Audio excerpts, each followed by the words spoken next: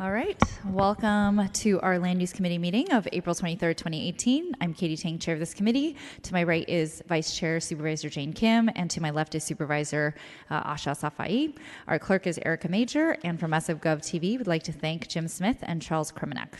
Madam Clerk, are there any announcements?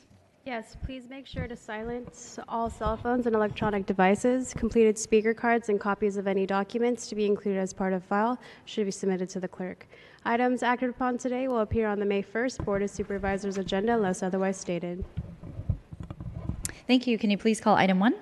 Yes, item number 1 is an ordinance amending the building code on mandatory disability access improvements for places of public accommodation, extension of time deadlines, deletion of administration fees, and directing the clerk of the board to forward this ordinance to the California Building Standards Commission. Yes. All right, thank you, Madam Clerk. So this is my item, so I just wanted to explain item number 1 quickly. Colleagues, I passed out packets for both of you outlining the amendments that I'm going to make. So back in 2015, our office had worked with the Mayor's Office on Disability, our Department of Building Inspection, of which we have representatives here today, the Access Appeals Commission members, our small business community, Department Public or SF Public Works. We had so many people involved in crafting what I thought was the most comprehensive legislation around accessibility in the nation back in 2015. Since passing the legislation, we've actually amended it already one time to extend the timelines for compliance. And the program was modeled off of our seismic safety retrofit program and really has 3 components to it. One is that places of public accommodation must submit a checklist identifying where they may have accessibility issues or not. Secondly, they must obtain a building permit. And then thirdly, secondly, they would file for a building permit. And then thirdly, they would actually obtain the building permit. And all of this was, in an attempt to really make sure that our businesses are available to people who have disabilities, who need accessible entrances, as is required already by law under state and federal law. And also, it was in response to many of the litigation that came about throughout really the state of California around what we were calling drive-by lawsuits, where people are just going around literally to buildings and seeing if your entrance complies or not. So this legislation really was to identify or to address really 2 different kinds of goals, which was, again, to help small businesses or business in general be more available and open to those with accessibility issues, but also regarding these drive-by lawsuits. So today I have a set of amendments. The main crux of the amendments today are to extend the timelines for the different types of compliance tiers that we have. So for example, if you fall into Category 1 building, your new compliance date for the checklist would be January 1st, 2019. If you're Category 2, it would also be January 1st, 2019. Category 3, June 1st, 2019. And then Category 4 buildings, December 1st, 2019. And all the subsequent filings would also be extended as well, and you have an amendment chart in front of you. We are also pegging some of the definitions, such as the place of public accommodation and what hardships are to other codes, so that regardless of our legislation locally or what happens on a state or federal level, that these definitions are amply clearly defined in San Francisco. We also wanted to just further clarify that if buildings are already required to comply with seismic safety, the program, that you would also, as a property owner, already be working to have your front entrance in compliance. And so we just clarified the section on that. And then, of course, we know that although the onus is on the property owner and or the business for compliance, we wanted to make sure that any small business tenants are notified with a minimum of 30 days prior to a property owner or even a business filing the permit application with DBI or any other subsequent department if they have to make and remediate the entryway or the sidewalk. We want to make sure that there's ample time for these small business tenants to understand what their impacts might be. Again, we're not trying to harm small businesses here. We're actually trying to help them because when there is a lawsuit brought forward regarding accessibility issues, the responsibility can fall on either the property owner or for the small business tenant. So with that, colleagues, we have a representative, Bill Strawn, here from DBI if you have any questions. If not, then we can go to public comment, but happy to entertain any questions, comments? No?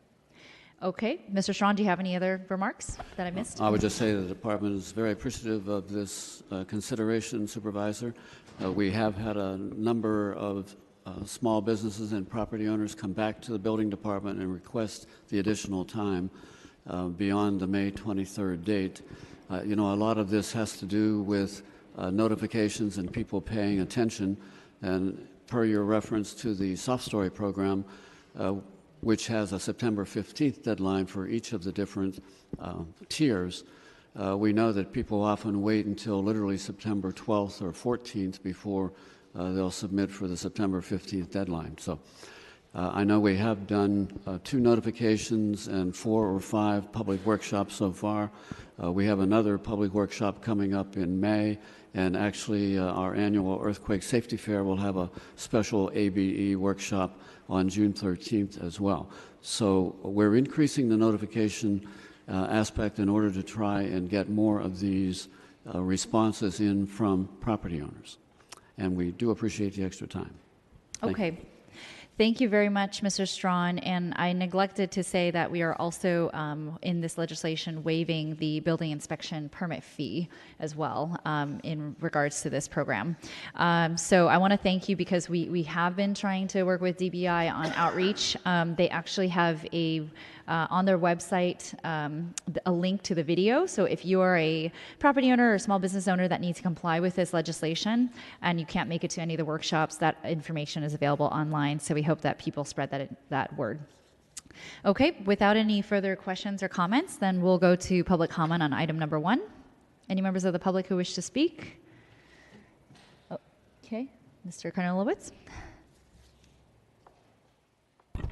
Hi, good afternoon, I guess it is, supervisors. So I just want to say I'm really pleased this has been extended by the period that you propose, Supervisor Tang.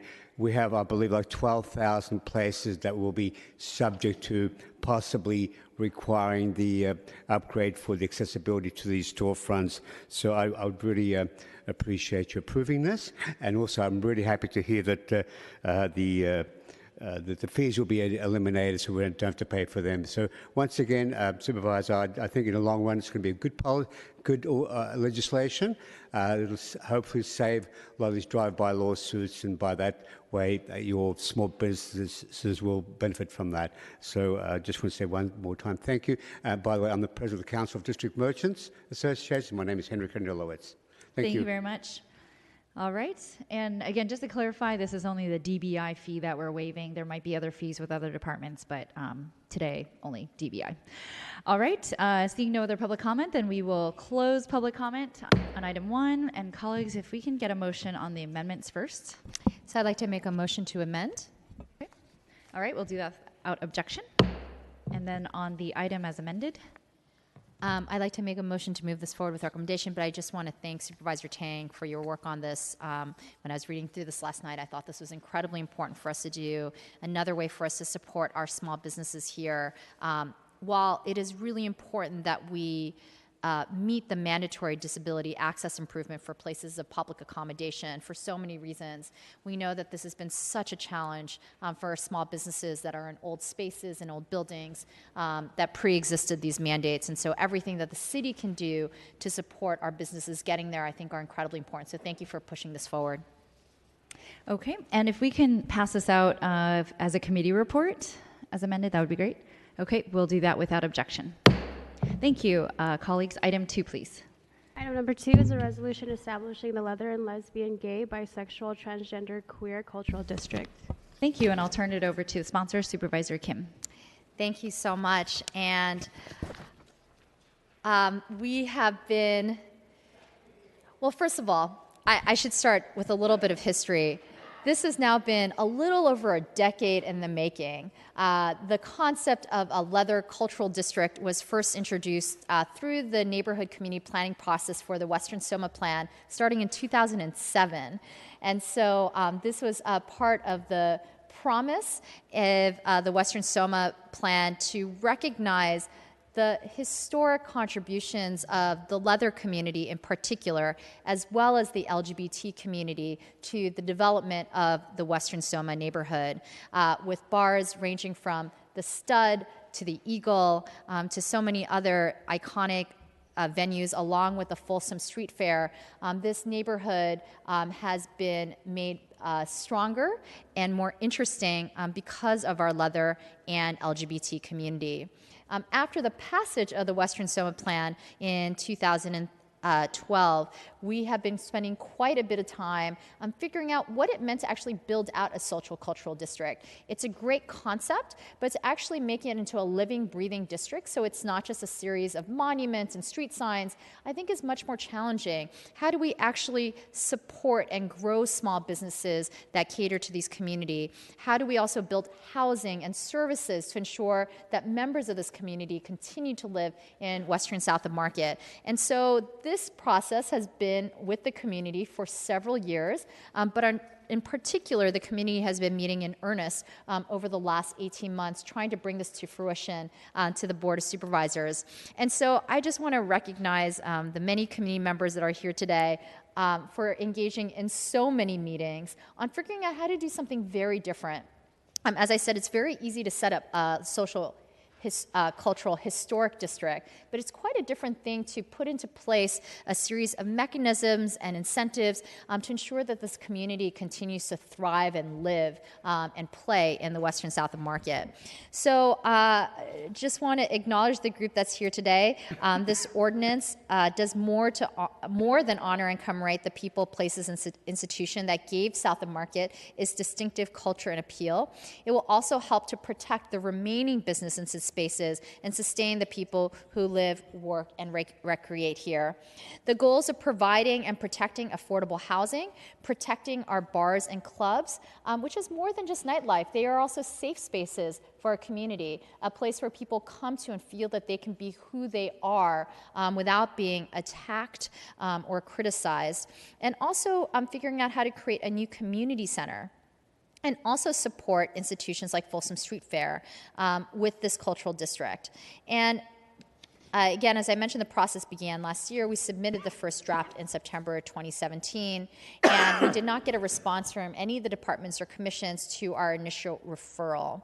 I want to recognize Gail Rubin, as well as Bob Goldfarb, and also make it very clear that we are naming this the Leather and Lesbian, Gay, Bisexual, Transgender, Queer Cultural District.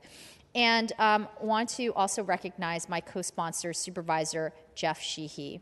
I also want to recognize the collaborators, Rochelle Sullivan, Rachel Ryan, Race Banyan, Eric Will, Graylin Thornton, Don Van Lars, Beth Bicoastal, Jonathan Schroeder, Nate Albee, Steve Gaines, Lex Montiel, David Hyman, and Rand Hunt, as well as the San Francisco Bay Area Leather Alliance, Center for Sex and Culture, and Soma Filipinas, which was also part of the Western Soma Plan, has been moving along a parallel course alongside you. And finally, I want to recognize Bobby Lopez, legislative staffer with my office, as well as Carolina Morales and Moses Corrett, who's here today to shepherd through the process, as well as Shelley Caltaguran. All to say that there are many cooks in the kitchen to make something this big and fabulous happen in the Western South of Market, and I'm really proud to be authoring this ordinance today. So seeing that there are no comments or questions from committee members, I was hoping to open up for public comment. And so I do have a series of speaker cards. G. Fua, Ray Spannon, Richard Bolingbroke, Stephen Gayness, Scott Hodge, Henry Karnelowitz, Jeff Millard, and why don't I start with these cards? So please come up to the mic. It doesn't have to be in the order that I called your name. Thank you so much for that beautiful summary of how this came to be. That was really well done. Thank you. Good afternoon. Thanks again for the opportunity to speak. My name is Ray Spannon. I am a longtime San Francisco resident. I Have a background as an author and writer, community organizer, educator, and nonprofit board member in various sectors of the leather, LGBTQ, and HIV prevention worlds, spanning more than 40 years.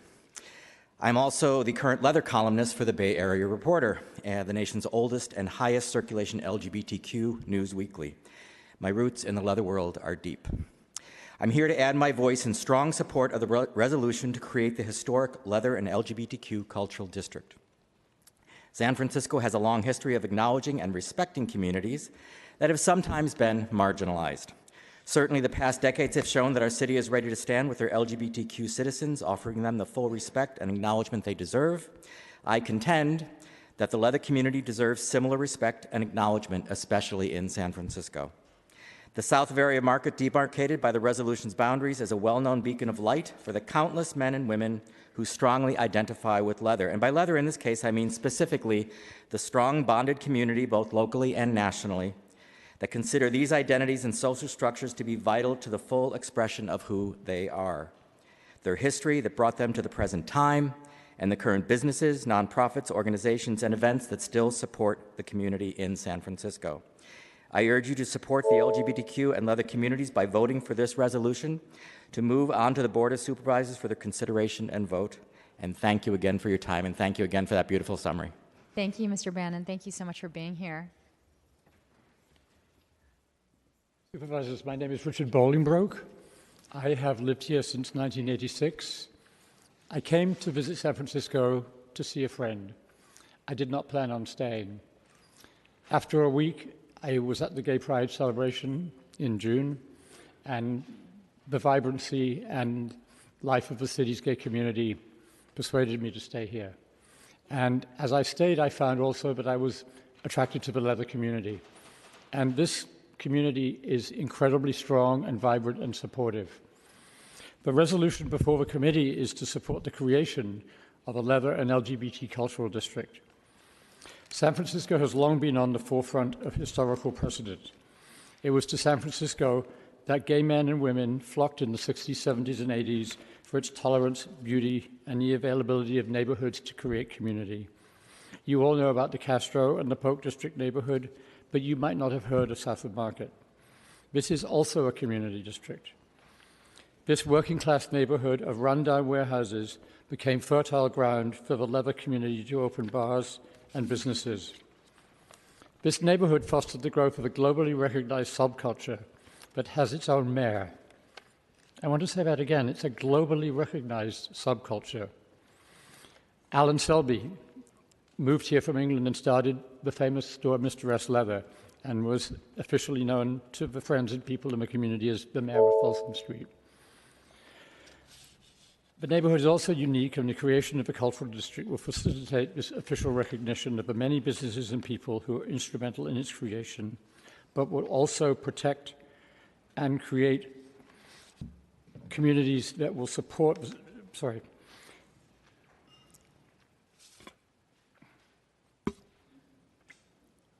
I'm sorry, I lost my thought here. Okay. And it will allow the ability of ongoing community institutions and vibrant subculture to stay in the district. Thank you. I urge you to vote to pass this out of committee. Thank you. Thank you very much.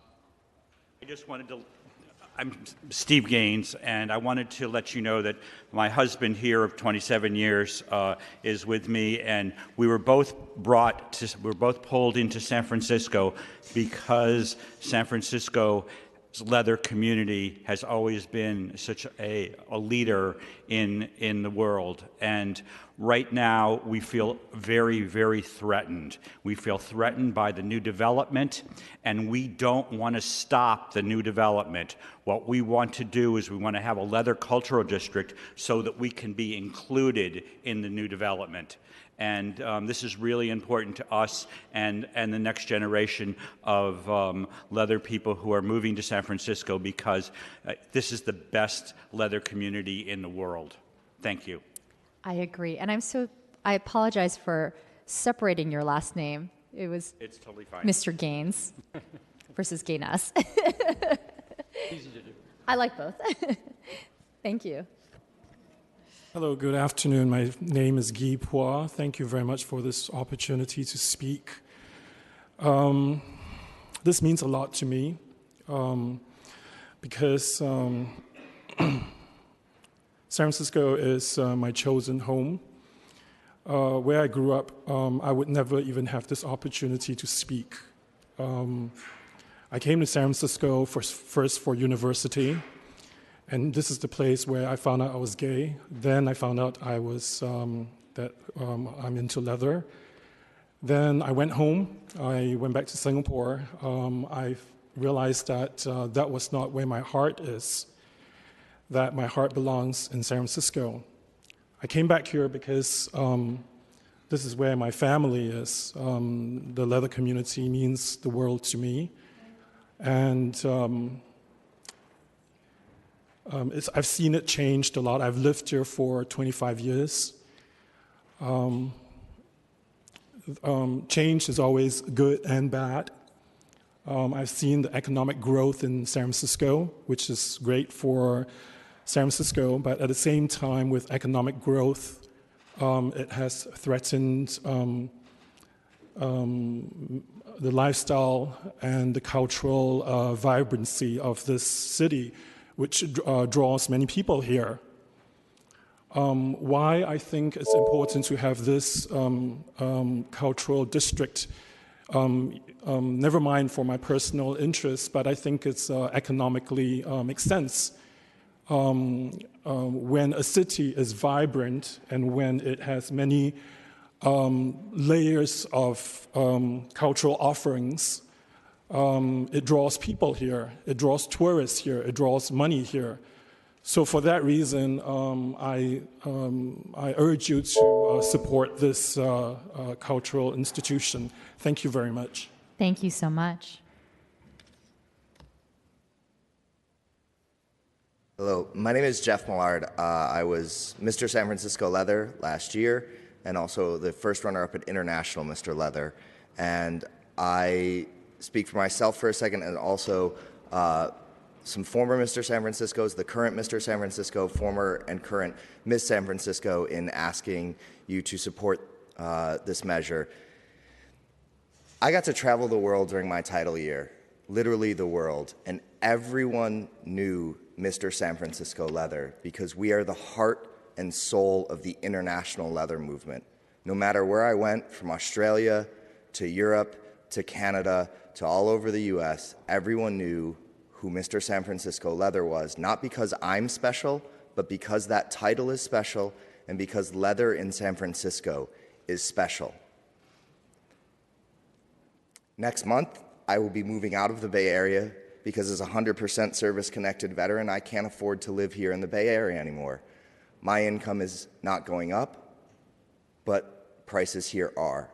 And that's the story of leather right now. We are we are under threat of losing the heart and soul, or much of the heart and soul, of the international leather community because we're losing leather folk here who can't afford to stay. If we don't do something actively to hold on to our culture, we're going to lose it. And that terrifies me. So I very strongly ask you to support this measure and help us preserve the heart and soul of the international leather community here in San Francisco. Thank you. Thank you, Mr. Millard. I'm going to call a few more speaker cards that I have in front of me. David Hyman, Ryan Galeotto. I'm might have called this already. Graylin Thornton, Rover Sputz, Eric Gibb, Paul Kim, Daniel Cherry Huggy Bear, and Safo Nashoba Roche.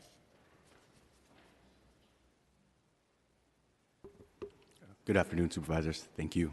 I'm Paul Barrera. I'm a native of the Bay Area, and I speak on behalf of the Soma Pilipinas Filipino Cultural Heritage District, and on behalf of the Filipino community, a community that's called the South of Market home. For more than a century, we would like to express support for the establishment and recognition of the LGBTQ and Leather Cultural District, our neighbors in the South of Market. The Soma Pilipinas Cultural Heritage District, like the LGBTQ and Leather Cultural District, seeks to defend and represent the needs of long-established communities who have faced continuous displacement. Representatives of the LGBTQ and Leather Cultural District have been working with other cultural districts to form legislation that goes to Committee May 9th that would provide for a clearly defined framework for establishment of cultural districts in the city, allowing for San Francisco's rich history of diverse culture to continue thriving. San Francisco enjoys a great legacy of cultural celebration and support for all persons, and Soma Pilipinas is glad to stand with the LGBTQ and Leather Cultural District and all cultural districts, both active and in formation across the city, as we strive together to preserve and steward our community's presence here in San Francisco. Thank you. Thank you. Good afternoon, Supervisors. Mark Solomon here, and I was lucky enough to serve on the Western Soma Task Force from 2005 to 2008, and it's really amazing to see this come back, almost 10 years later. I first want to acknowledge the late Jim Miko, who was instrumental in doing this work, Leatherman himself, who pushed this project forward. Dr. Gail Rubin gave us some excellent advice in doing this, and Paul Lord, who was the planner staffer that just, really made this thing work out well. This was originally supposed to be a coterminous LGBT and Filipino community district, and I'm not sure how it ended up, but the reason for that was that the South of Market had always been the place where the least welcome in San Francisco had ended up. After Filipinos were displaced from the North of Market produce market during redevelopment in the 50s and 60s, they ended up around the 6th Street corridor near South of Market there. Lesbians and gays also just couldn't have bars anywhere, so they were predominantly towards the Embarcadero, but then as that began to develop, they moved in towards the central part of South of Market. And within LGBT, we saw that leather people were even further marginalized from that, and so that's where the South of Market was. It held essentially the city's newcomers and rejects, and so we found that it would be really interesting to combine these two into a district. And I think as communities grow and evolve, we're seeing San Francisco being engineered for newcomers. We need to be sure that we welcome newcomers as Filipinos and LGBT and leather folks were, but also ensure that folks that are here now have our culture and existence protected as well. And it's really critical as we do that kind of implementation of urban planning that existing residents are first-class stakeholders, not just developers and the newcomers, as we've tended to see in the past. I think that this can serve well to put San Francisco on the map, and it can also defend our institutions and practices so that we can all move forward together as a happy South of Market. I would urge for further comprehensive planning projects to look at the Western Soma process as well, because it was a democratic, open, public process where folks from around the city came together to share experiences. And the best work is done outside of the comfort zone, and I forgot, Jazzy Collins was one of the most amazing folks I've ever met in SF politics. She so far overshot her origins and overperformed that she was one of the best things I took away from Western Soma. Yay, Jazzy.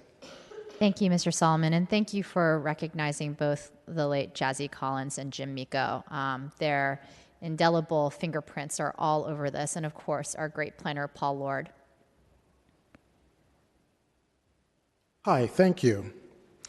My name is Graylin Thornton. I'm a longtime resident of San Francisco and a member of Onyx, which is a leather community organization for gay and bisexual male-identified people of color.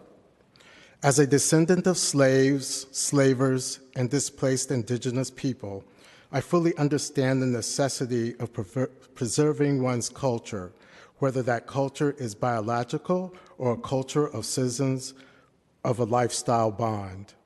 Living in a time when fear, uncertainty, and mistrust of government trickles down from the highest office, the preservation of the history, lifestyle, and culture of the citizens becomes even more crucial. The gay and bisexual leather communities were obliterated in the latter part of the last century, but today we are witnessing a resurgence of life as our young people define and live alternative lifestyles, which many would characterize as leather. Years from now, those young people, many of them people of color, will look back on this day in history and know those who could make a difference made a difference by creating a leather cultural district that they could call home. Thank you. Thank you so much, Mr. Thornton.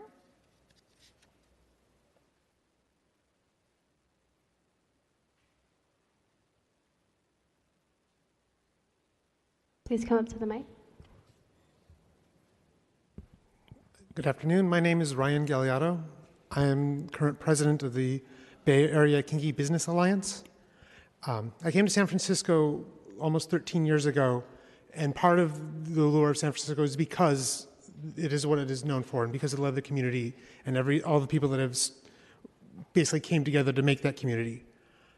I want to be part of that community, and I established a cafe called Wicked Grounds, Kinky Coffee Shop and Boutique, in September of '09.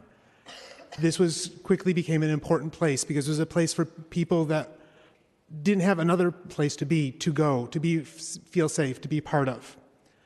I absolutely realize that the leather community is not for everyone, but the important thing about it is that it accepts anyone that wants to be part of it.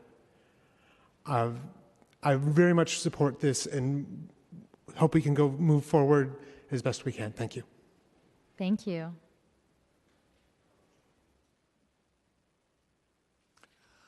My name is David Hyman. I'm on the board of the San Francisco Bay Area Leather Alliance. Working on this project has prompted me to think about the meaning of leather culture and what the leather folk here have built and shared with the world. Just wearing leather, latex, or other gear can give one new appreciation for how humans express themselves through their appearance. Learning to see beyond traditional norms of beauty has helped many to find new self-respect. And the bear phenomenon that was born and thrives in our leather bars and publications has been a big part of that awakening. Surviving AIDS has challenged us to find ways to physically love one another responsively and creatively, and clarified our obligations to protect our own health and one another's. Kinksters seem to have an urge to share information. We give one another countless classes and presentations on safer techniques and offer potentially life-saving warnings. Openly discussing our own kinks helps others to do likewise and to appreciate the universality and uniqueness of human sexuality. This strange melting pot around Folsom Street continues to bring us together to work and play and organize despite, or perhaps because of, the vast and obvious differences in how we look and what turns us on. Perhaps our greatest contribution to 21st century culture, putting aside for a moment the great art and theater and music and fashion and humor and so on, was our exploration of the idea of consent, a simple but deep concept that helps us to appreciate our own autonomy and respect the boundaries of others. The mentorship that happens south of the market, formal and informal, has helped people explore their gender and to understand the wants and needs and likes and dislikes. Many of us believe that our exposure to leather culture has made us better, stronger, safer, and more ethical, and more interconnected with one another and the world. I ask you to recognize the importance of us having a neighborhood identified with our values, a place that welcomes us and encourages us to be our best selves. Let us be a reminder that San Francisco still loves freedom, encourages mutual respect, and embraces true diversity. Thank you.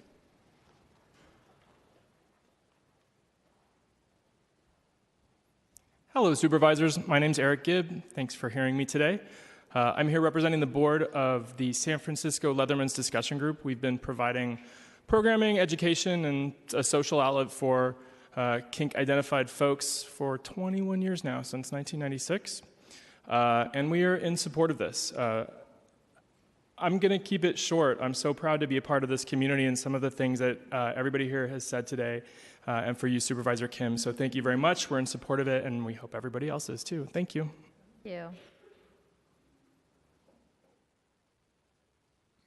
Hello there. I'm Daniel Cherry Huggebeer, Golden Gate Guard since 1976. I'm a 30-year resident. I'm very much in support of the Leather District. I'm not much of a big speaker in front of people, but I'm glad to see my leather family here today. I won't keep too much of your time. But people in this room have taken me in when I was homeless and hungry on the street, living in my car. My leather family come defend me every time I needed them, needed someone to talk to, counseling, people, my peers. And I made some wonderful friendships, and I consider all these people here in this room my family. And I just want to let you know that. That's all I have. Thank you. Thank you, Mr. Cherry Huggebear. Good afternoon, supervisors. My name is Paul King. I'm a resident of San Francisco since 1993. I'm a District 6 registered voter, a homeowner, a retail business owner with head offices within the proposed LGBTQ and leather cultural district. In the late 1980s, I was able to experience the unique and vibrant LGBTQ and leather culture of Soma. Like many before me, this magical city drew me in to make San Francisco my permanent home.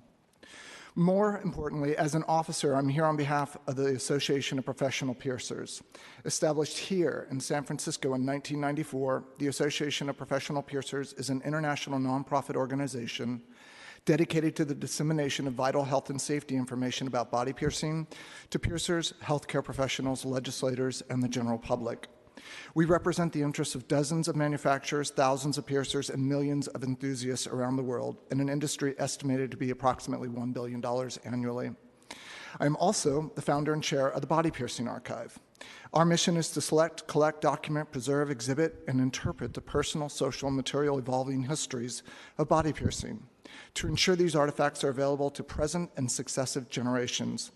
Having researched and lectured for universities, conferences, and community groups, as well as written articles for periodicals since the mid-1990s, I'm considered by many community members and academics to be the leading or a leading historian for body piercing.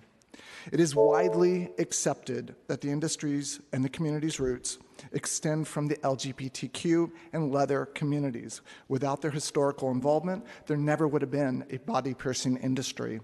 Much of the earliest modern histories take place within the boundaries of this proposed cultural district. I have available for your review a map of 29 historically significant locations with supporting documentation. Many of these locations are in addition to the group's previously prepared resolutions. I'm also here to represent Thank you. Yeah. intensives. You can finish the sentence. Okay, thank you. Fakir Musavar is considered the father of modern primitives. His intensives are located within this cultural district, and they are at risk of losing their place. It's imperative that we protect. Thank you. Thank you.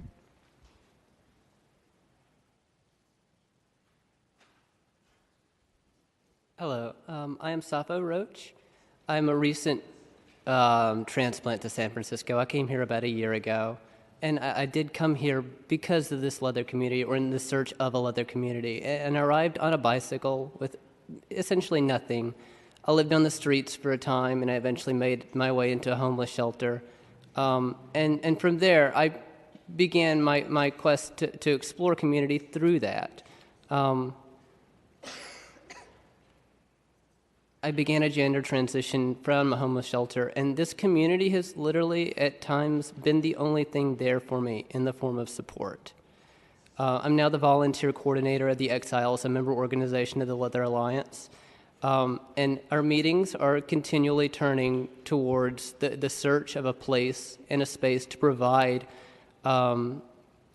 educational opportunities for people who, like me, were once new to the community and to a part of themselves that they are may have been shut out of or are discovering. I am concerned and would like to voice from my own behalf that I am seeing things erode that aren't easy to replace once the beings that are here now are no longer there to maintain and adapt to the situation and maintain the opportunities that are available now. We're not going to be able to continue in this capacity. Thank you, Mr. Roach. And I'm going to call a few more cards before you speak. Brian Basinger, who's already up, Rachel Ryan, Ken, and Rand Hunt, who I think may have spoken, actually. Oh, and sorry, and Dan Van Lars. And these are all my speaker cards, so if I did not call your name, please feel free to just line up. Great. Thank you. My name is Brooke Ray Rivera. I'm the executive director of a nonprofit based here in San Francisco called Place Lab. Our mission is to empower communities to create and sustain great public spaces. I and my nonprofit have been working with the leather LGBTQ community for the past 4 years on a project of great importance to this neighborhood and community, Eagle Plaza. Eagle Plaza will be a new pedestrian-oriented public plaza on what is now 12th Street between Harrison and Bernice in Western Soma. Eagle Plaza will provide a much-needed community gathering space and green space in Western Soma, and will be a space to recognize, memorialize, and celebrate leather LGBTQ culture. While currently being held up in the Public Works Department for reasons unclear to us, Friends of Eagle Plaza, who represent a broad swath of the Western Soma community, are in vocal and enthusiastic support of the plaza. We have over 200 letters of support for the plaza, and we all recognize that Eagle Plaza will be an important, if not critical, component of the Leather Cultural District. We are thrilled to support the Leather Cultural District, and I strongly urge you to approve this district to honor, support, and celebrate this unique and special culture that deserves recognition and protection. Thank you. Thank you. Hello, Supervisors. Brian Basinger with the Q Foundation. We're here, of course, to speak in strong support of this measure and also to pay our respects to people who, without their efforts, this would not have really come through. So Nate Albee's not in the room today, but his strategy behind this has been incredible, and he's one of the smartest, hardest working people I know. The Stud Collective, Honey Mahogany, so many others were involved in this.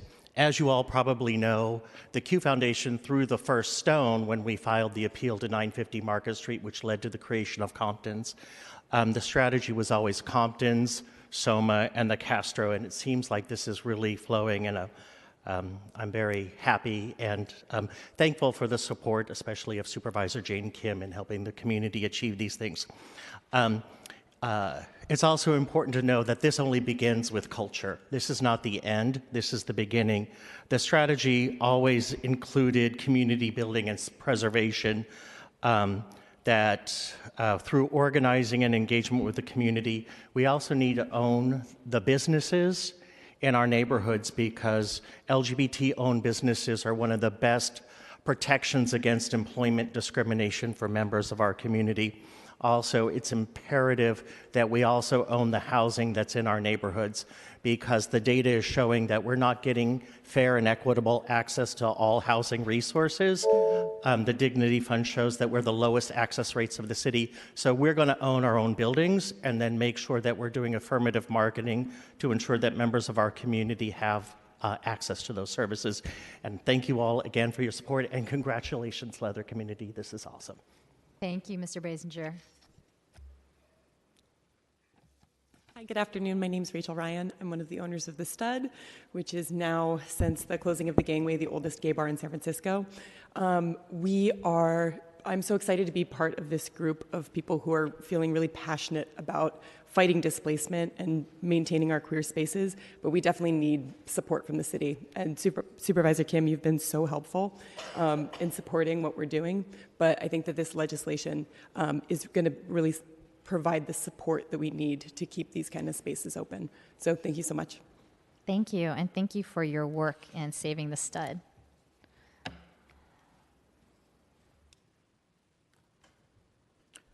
Hi, my name is Rand Hunt. Thank you for the opportunity to address you.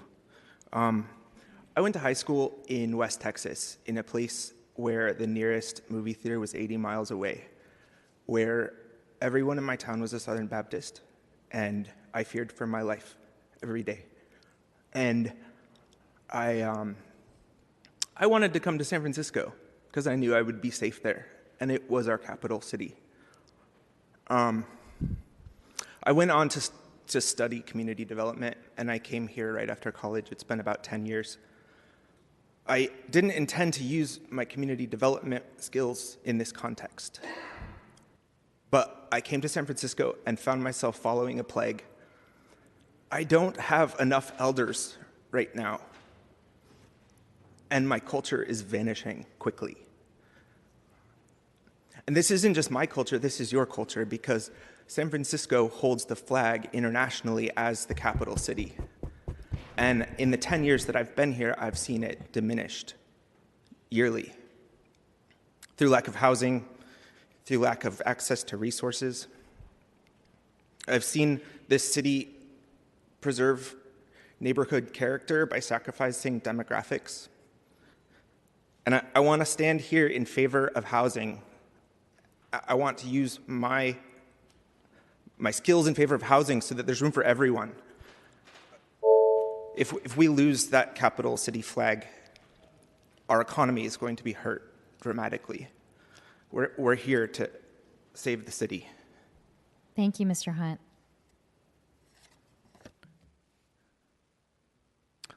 Hi, Supervisors. Don Van Lars, past president of the San Francisco Bay Area Leather Alliance and Sister Perpetual Indulgence since the early 90s. I've been around the San Francisco Bay Area leather community since the late 70s. I've seen it go through many, many iterations. And I want to look to the forward with this cultural district. It's about preserving the past, it's about preserving what's here now, and it's about growing for the future so that we can continue to be the capital city of not only LGBT communities, but of the leather and BDSM communities around the world. People look to us for guidance. They look to us for how to produce events. They look to San Francisco for how to form vibrant organizations and educational organizations for the leather community. Our organizations are struggling right now because we don't have enough places to gather, places to meet, social places, nonprofit office space that is exorbitantly expensive, all these things that feature into the changing economic picture of the city. Starting this leather cultural district will help us in that aspect so that we can work with developers and we can work with other property owners to ensure that we maintain our community spaces as well as form public spaces. Also, so that people moving into the neighborhood are aware of what they're moving into and are more supportive of it in general, so that we don't have complaints during street fairs and we have a supportive, wider community that will also patronize the LGBT and leather businesses in that neighborhood.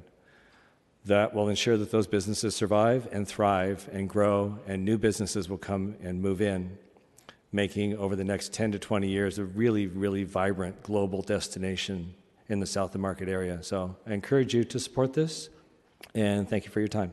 Thank you.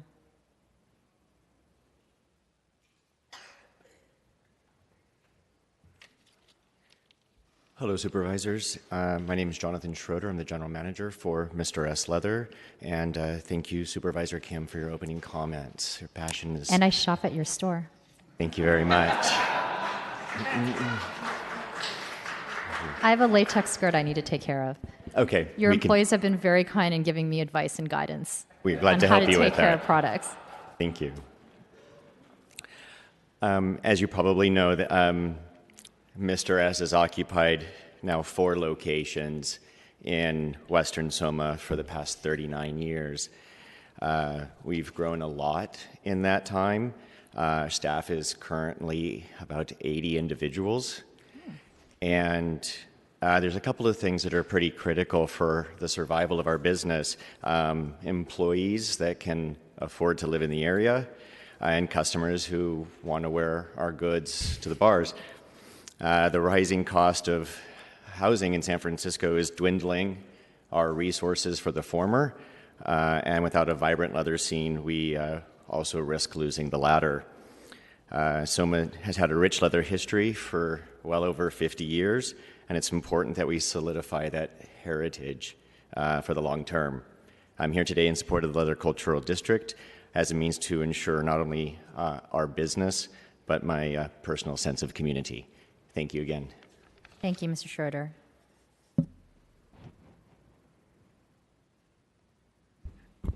Good afternoon. My name is Angel Garfold. I am the current president of the SF Bay Area Leather Alliance, as well as San Francisco Girls of Leather. I am also WIL, which is Women's International 2013, Women's International Leather Legacy 2013. I just came up from International Miss Leather and Booplac out in San Jose, so I'm happy to make it here and share our support as the Girls of Leather, as well as the Bay Area Leather Alliance in this cultural district.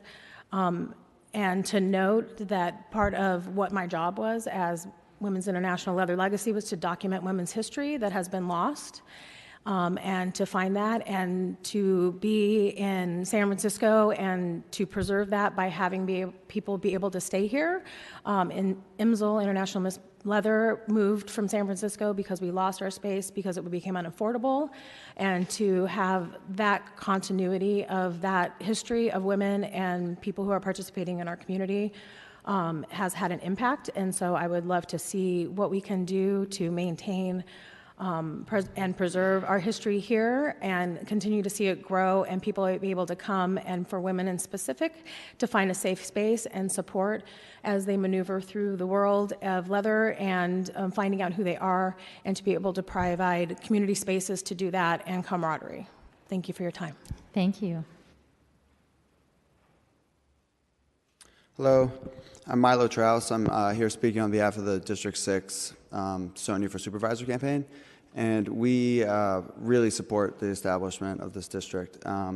It's a great community. We're really happy and proud to have the leather community in District 6, and it's just filled with so many inspiring, wonderful, beautiful people, and it's a true treasure. So this will be a great improvement to move forward with the establishment of this cultural district. Thank you. Thank you. Good afternoon. I'm Bob Goldfarb, and I'm the chair of the Leather and LGBTQ community group for the Leather Cultural District. And I also chair the Young Leathermen's Discussion Group, and I'm a former president of the Folsom Street Fair. I've been an active member of San Francisco's leather community for more than 20 years, and I have a long history of volunteering and fundraising in the local leather community, which is a community that I love, and the reason I moved here in 1997. I want to express my support for passage of the resolution, and the resolution will help preserve and revitalize San Francisco's famous leather culture, which draws visitors from around the world throughout the year. Leather culture flourished here due to the city's tolerance and acceptance of all forms of diversity, and at its peak, there were more than 30 leather and LGBTQ businesses in the South Market area. This part of San Francisco's diversity is currently threatened by rising rents and redevelopment, and the Leather and LGBT Cultural District offers an opportunity to save one of the unique features that make this a place we all love to call home. Please vote for the resolution establishing the Cultural District. Thank you. Thank you.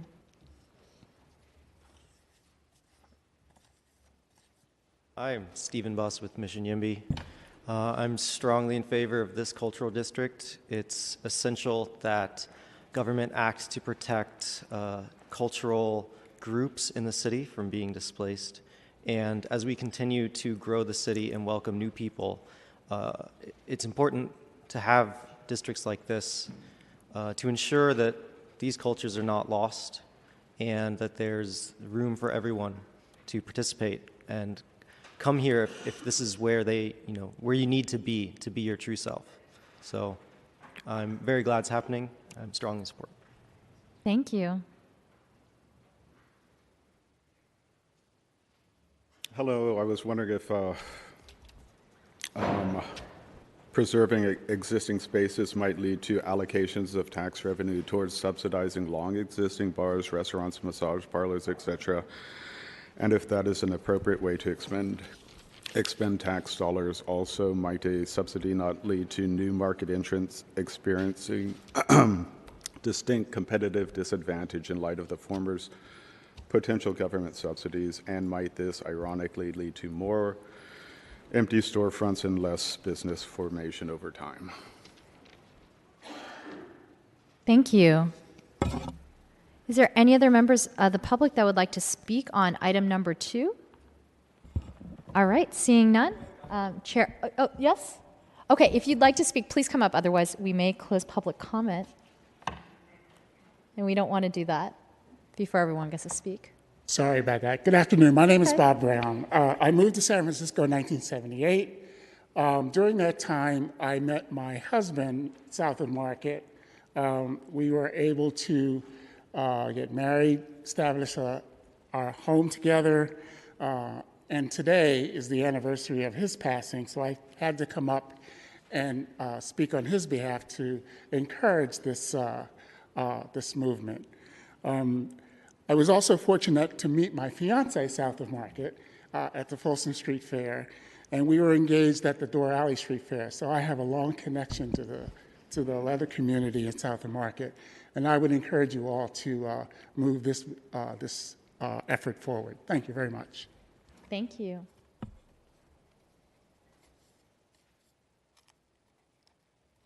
Good afternoon. I'm Blade Bannon. I've worked in the leather community for decades. First in Arizona and now here in San Francisco. As you can see, I'm a member of the Leatherman's Discussion Group. I'm on the board as well as being an active mentor in the mentor program. I'm not going to take up a lot of your time. You guys have been so patient in hearing everybody's views on everything and their passion. As you can see from this room, it's full. We have businesses and all different members of this diverse community urging you. So all I ask is that you please go forward with this and support this resolution. Thank you. Thank you. Any other members before the last speaker speaks? Great. My name is Tina Foltz. I'm in the process of trying to find a new place to live right now. And it is really hard. I came here because this was a place that I felt my heart was drawn to. I had to leave for several years. I came back and I worked 2 jobs over full time. And just seeing this district come together has been an amazing experience. I co-chair the governance committee in the middle of writing the bylaws. I've helped write the vision and mission statements for this cultural district. This is my home. And so I urge you to keep this a home for us. Thank you. Thank you, Tina. Seeing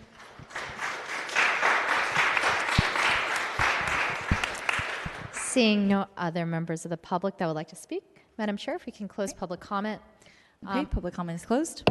I just want to thank members of the public for your incredibly moving testimonial and also the immense amount of work that you put into us even being here today. As I mentioned, it's not easy to contemplate a completely different type of cultural social district. Again, one that is much more than just plaques and statues. We don't just want to commemorate the past. We want the diversity of our communities to continue to live in the South of Market. And I think that work is so much harder to do than just recognizing our history, which we could have just done and walked away from. But I think, Tina, your story about struggling to live in the city that you feel that you're a part of and that you feel safe in and that has embraced you is a big conundrum in San Francisco today. It's great to be a progressive city, a liberal city, a sanctuary city, but what's the point of having the best policies in the world if people can't afford to live here? And so that is our biggest fight and struggle is affordability.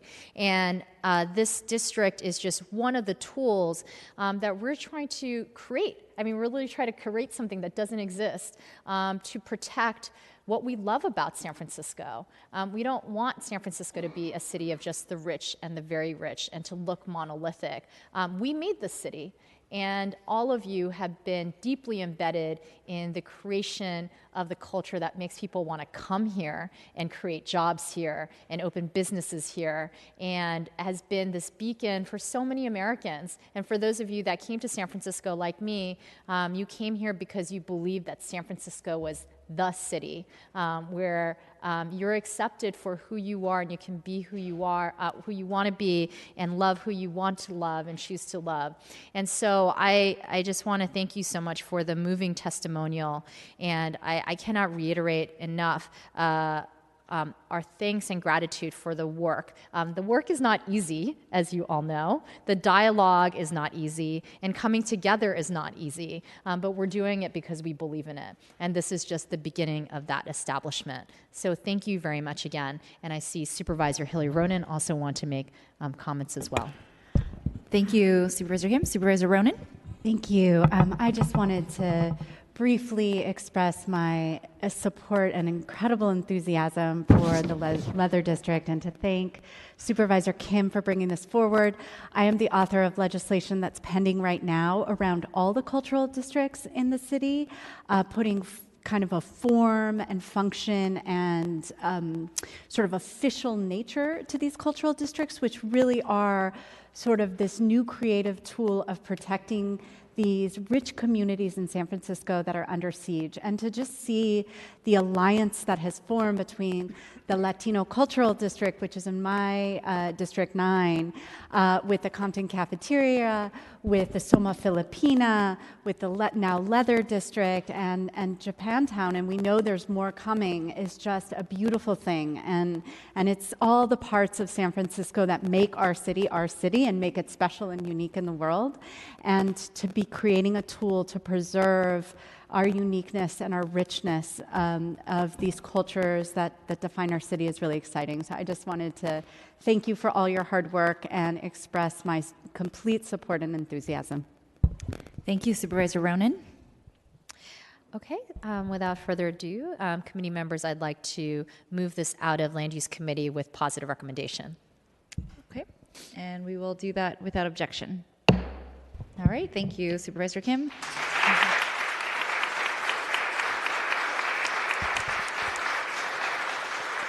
All right. Madam Clerk, if you please call item 3. Yes, item number 3 is a hearing to clarify timelines for starting construction on 7 affordable housing projects in District 9. All right, and our sponsor here, Supervisor Ronan. Thank you, Supervisor Tang, and thank you to the Land Use Committee for hearing this item. I just wanted to start out with a few opening remarks before turning it over to Deputy Director Dan Adams of MOHCD.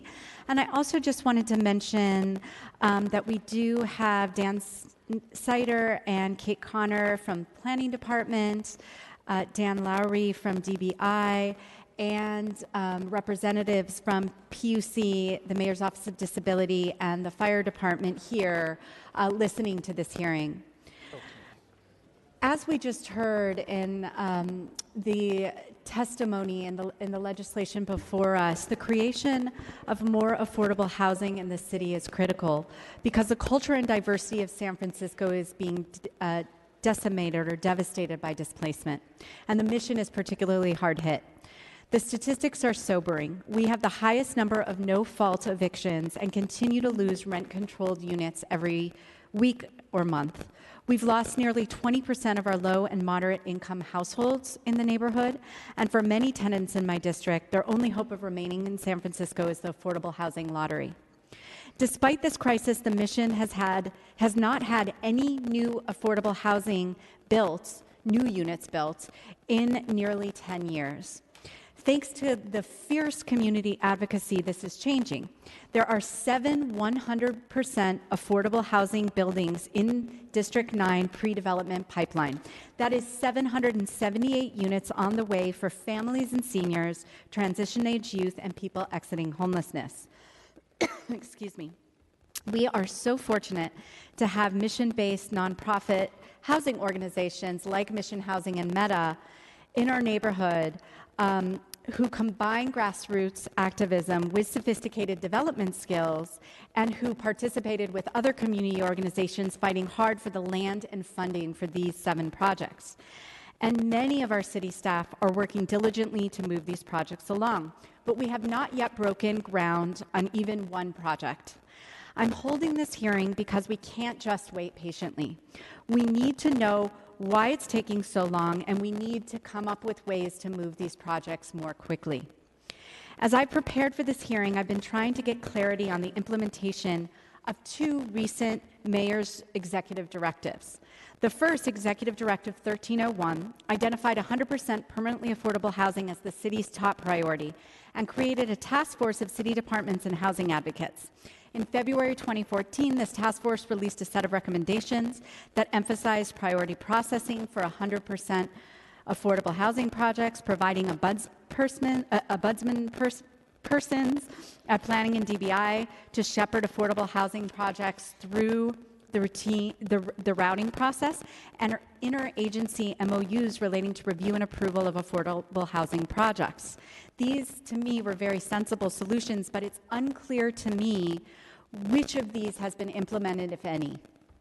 And then in 2017, the late Mayor Lee issued a second executive director prioritizing production of all residential development and essentially diluting the intent of the previous directive. The most recent report on housing production showed that we have a pipeline of market rate housing that is already double our projected need through 2022. I am not against this development, but I cannot find any justification for prioritizing development for a segment of the market that is already oversaturated while affordable housing waits in line. Why would we do that? I want to be clear.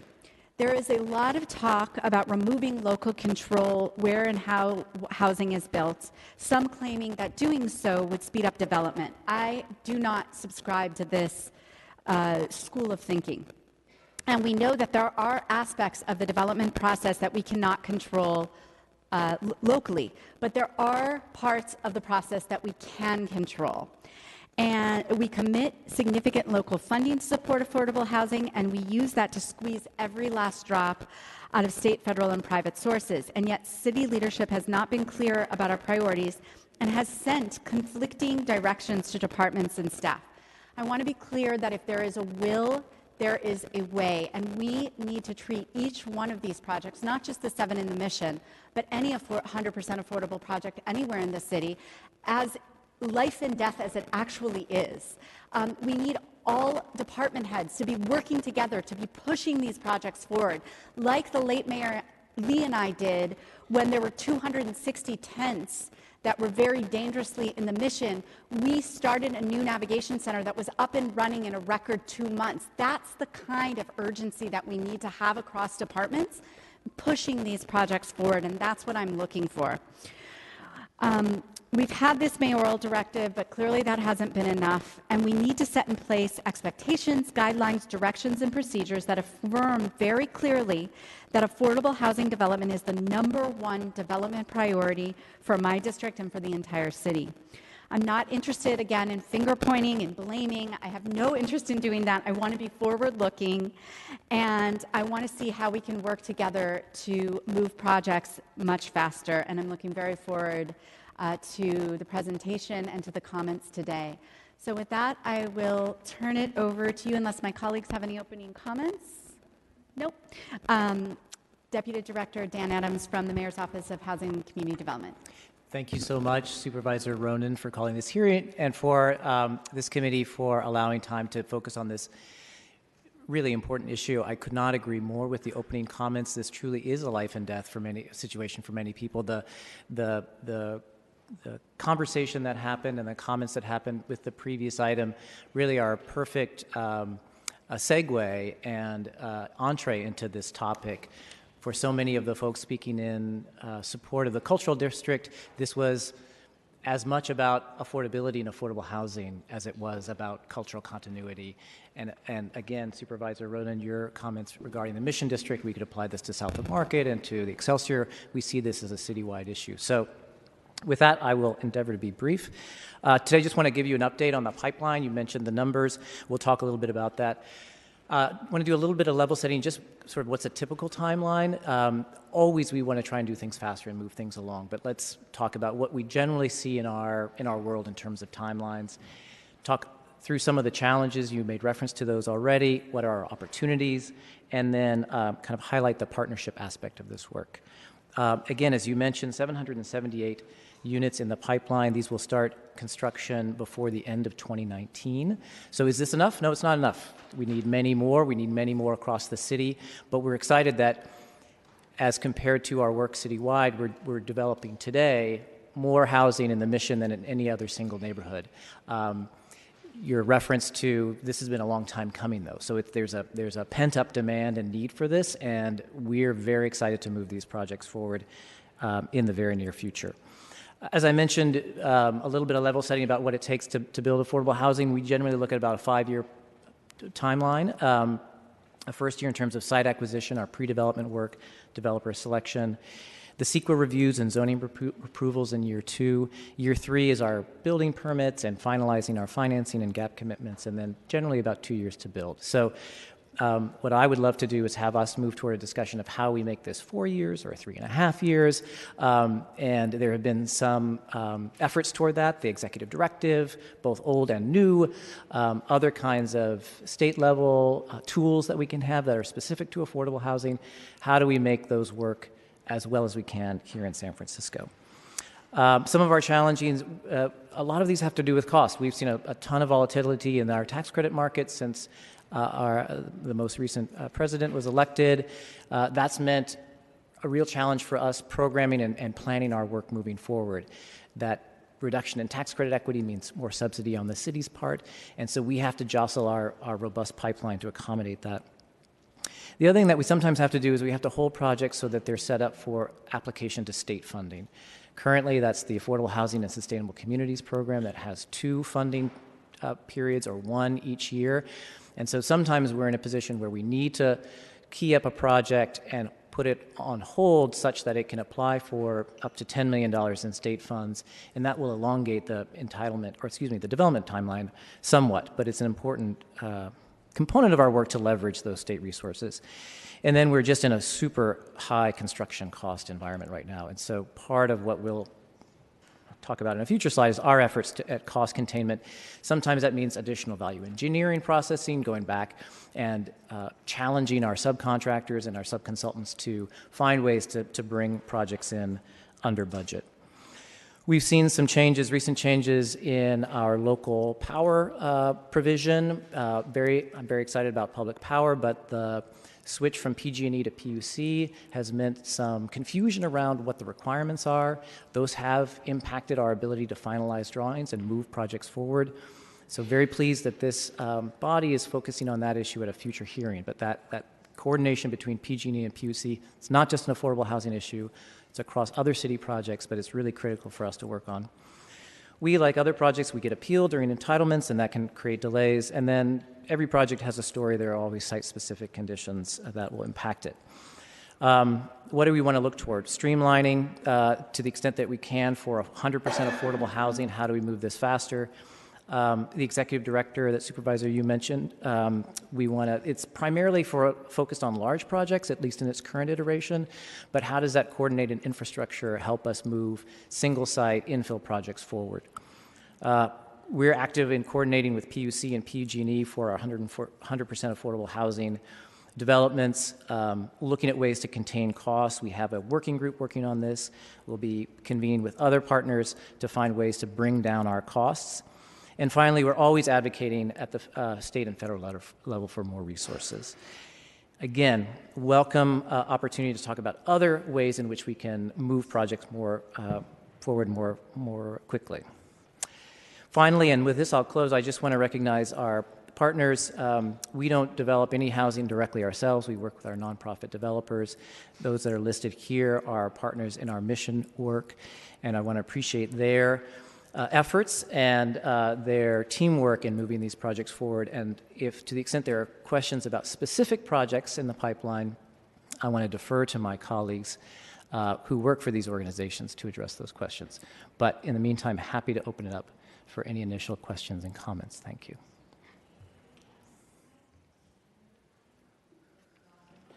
That's all right. Mm-hmm.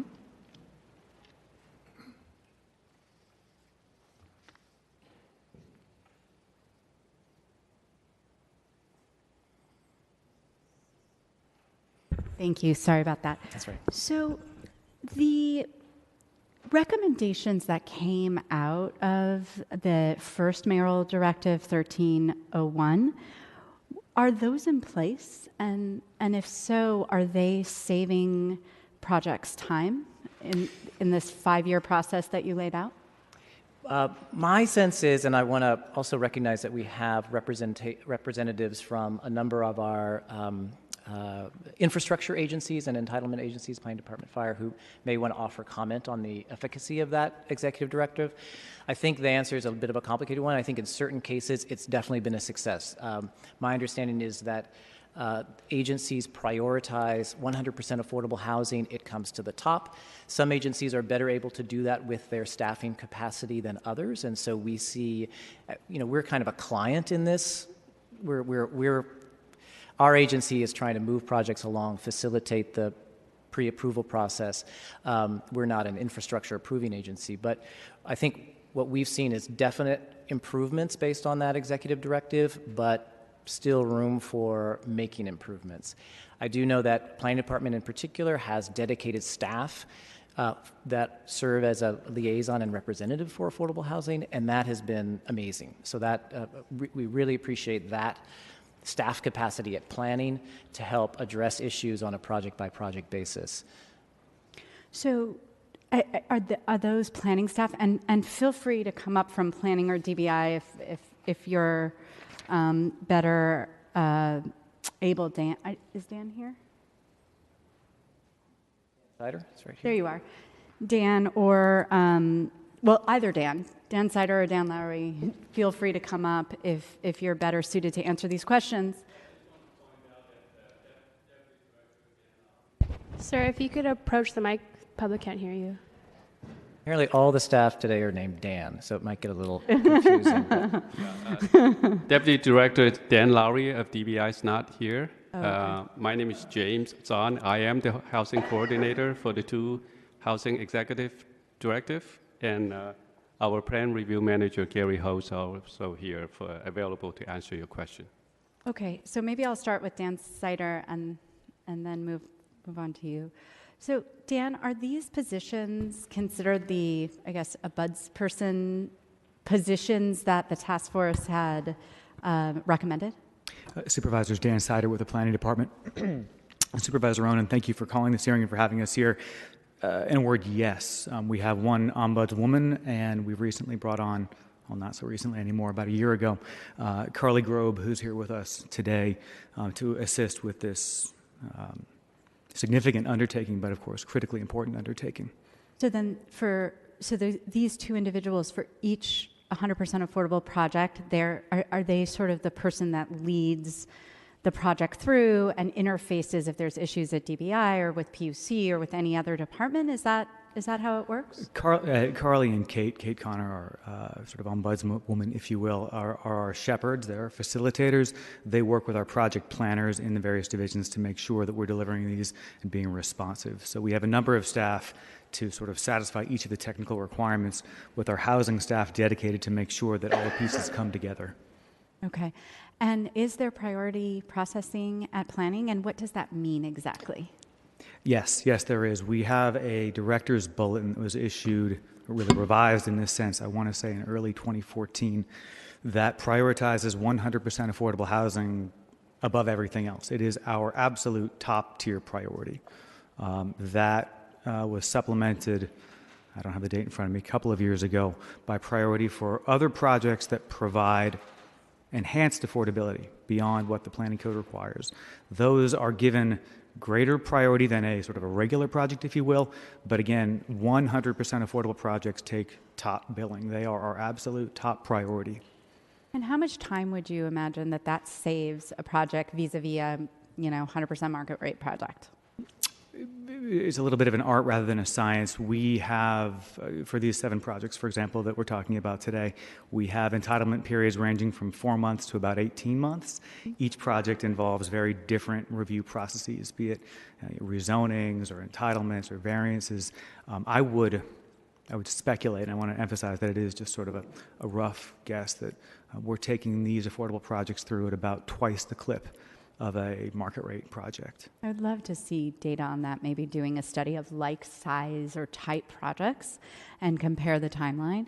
So can you walk me through what that priority processing, literally walk me through it? It means, project is submitted and it jumps to the top and immediately signed a planner? I mean, walk me through practically what that looks like. Well, it does mean everything that you just said, but what I think is really critical here is that the first thing that happens is that our staff and the staff from our colleagues at most CDs sit down months, sometimes years ahead of these projects actually becoming an application, and they coordinate, and they understand what's happening, what needs to happen, and how to staff it appropriately.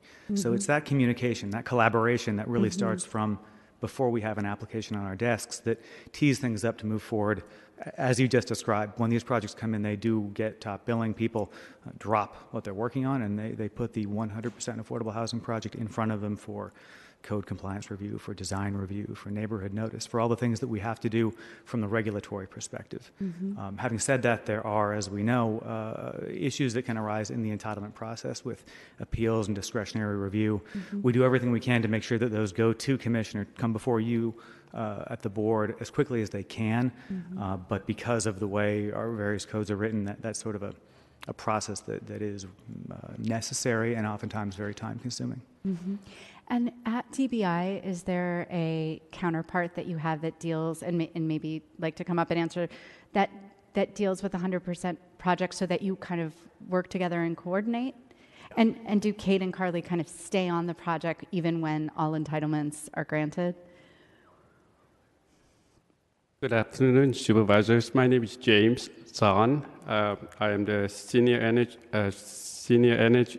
engineer and as well as the housing directive coordinator under the Mayor's 2 housing directive. Like our colleagues at planning department, we do prioritize 100% affordable project to the top of our review and approval process. We color-coded all the affordable housing projects so that they could be immediately identified and move up the plan reviewing queue and as well as the permit issuance process. Okay, and can you walk me through, similarly to how planning walked through, what is the process for an intake of an affordable housing permit? Okay, under the current Mayor's Housing Directive 17-02,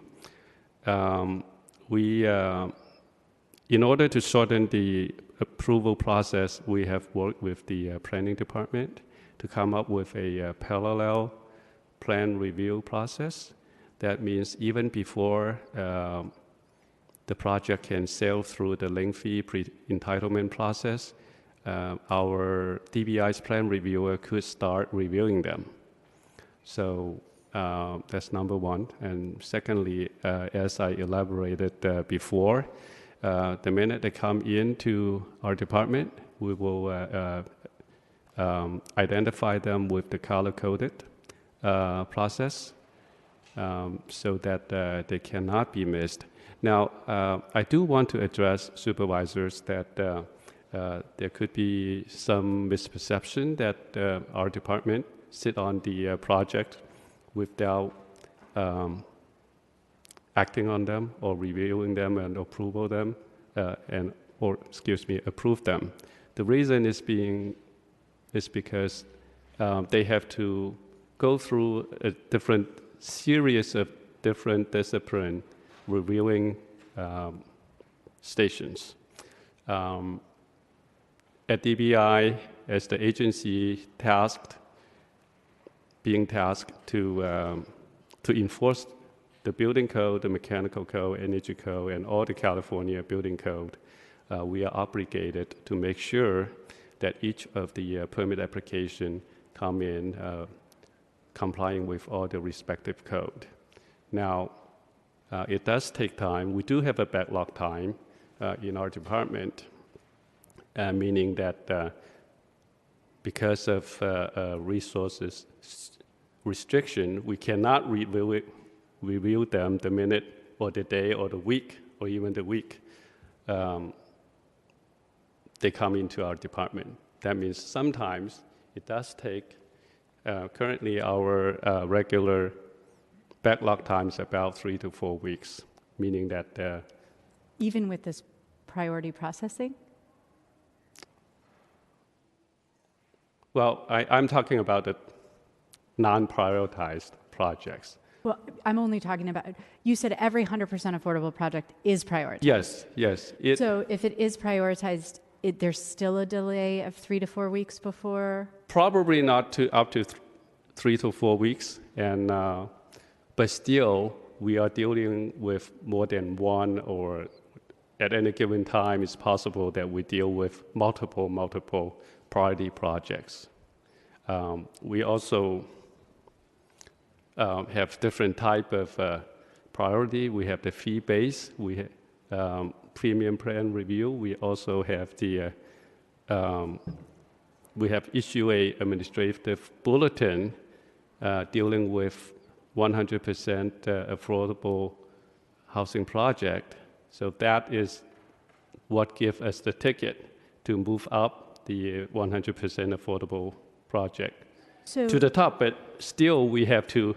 It's not like the minute or the week a certain priority project come into our department, we can review them right away at the same week. Do the fee-based priority projects get the same priority as No, not as high as the priority project. So we have the priority project sitting at the top, very top of the priority list, and then the fee-based so-called premium project is sitting below that. So the 3 to 4 week delay, even for those, priority projects, is because, you're working on ongoing projects, and that's the first availability that you have for those projects to jump the line? Well, even if we move them up to the top of the list, our staff level is still face such restriction that we cannot, as much as we would like, sometimes we cannot review those projects right away. And then secondly, once the project is, the permit or the drawing or the plans have been reviewed, our plan checker often have to issue review comments because after identifying some deficiency in the design. So in those cases, we will send out comments to the design team. And, during this building boom, the design team, the architects and the engineers, they're not like just sitting around waiting to address our comments. Often they are dealing with multiple projects, so that could mean that our plan reviewers' comment could sit on their desk waiting for their response to address our plan reviewers' comment, and that could cause delay too. And do you work with Carly and Kate in the planning department to sort of plan this out and try to work together ahead of time to avoid delays? And then when those projects are going to DPW and fire and the Mayor's Office of Disability and possibly the PUC, are you working to coordinate to get those through and also to the top of the line? I'm curious, do they go to the top of the line there? Yes. Under the late Mayor Lee's Housing Directive 1702, the city has assembled a task force, and we just finished publishing the action plan on streamlining and strengthening coordinations between city departments to expedite the process. Okay. Now, back to the point that I make that sometimes the design team could cause delay, and since I become the housing coordinator, I have instructed my staff to take the initiative to contact the design team preemptively if we don't hear from them in a week or two. So that's an ongoing communication with the design team to shorten the review and approval process. And as the housing director, is there any additional changes that you can think of that can be made knowing these processes inside and out to speed up these projects?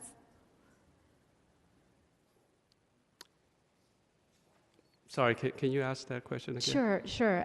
You're living and breathing this work every single day, and Yeah. I'm just looking.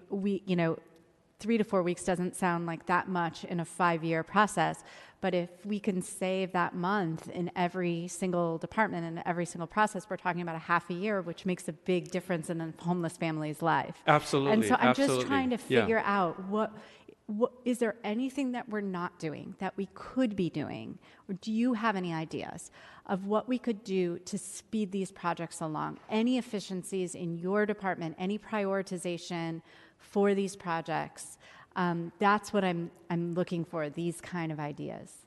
Well, I have some sort of an insight for DBI and being a housing coordinator for the department and sitting on the citywide task force, I can assure you that each of the city department is trying our best to streamline and expedite the whole process. Yeah, I'm just wondering. And perhaps my colleagues in planning could also shed some light to that.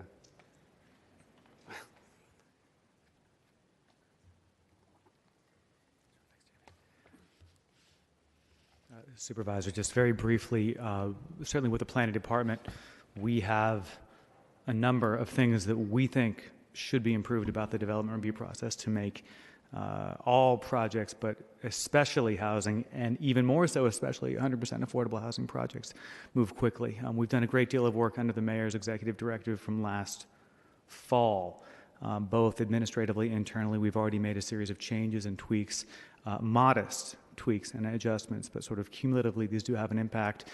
We are drafting legislative proposals for your consideration very shortly that will provide more meaningful change, standardizing our practices, standardizing our processes, with the idea being that we can sort of throughout the development review spectrum do things to make the public's role, our development partners' role, and our role that much more straightforward.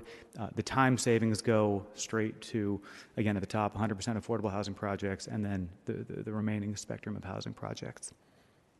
Okay, I might have some more questions for you after the public comment, but just one last quick question. Did the Executive Directive 1702 change at all the prioritization of 100% affordable projects? Since it broadened the category of projects that were affordable, did that in any way, shape, or form slow down 100% affordable projects, or, create so many priority projects that it's meaningless, basically? The answer is no. 100% affordable housing projects are still our top shelf absolute priority. To be completely frank, it does present sort of a competing prioritization for projects that aren't 100% affordable, and we're reconciling that right now. Okay. But no, again, I just want to be very clear on this point that 100% affordable housing projects are our top priority, period. Okay. Okay, I might have some more questions after public comment, but unless my colleagues, okay, then I'd love to. Sure, go ahead. Yeah. Through the chair.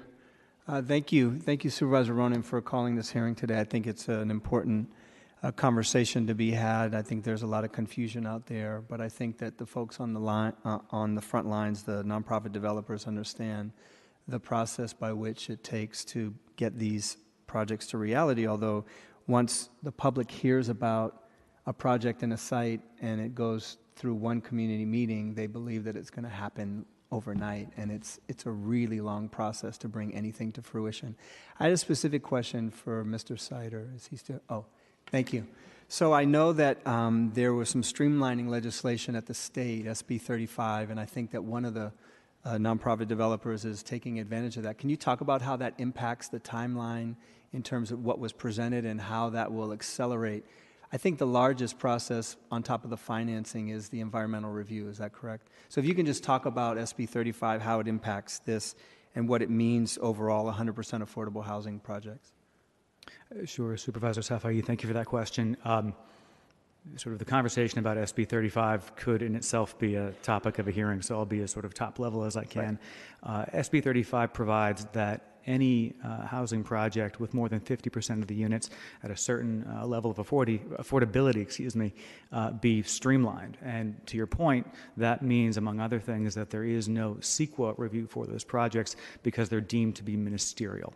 And as you said, CEQA can often be the driver in terms of the entitlement timeline for a project.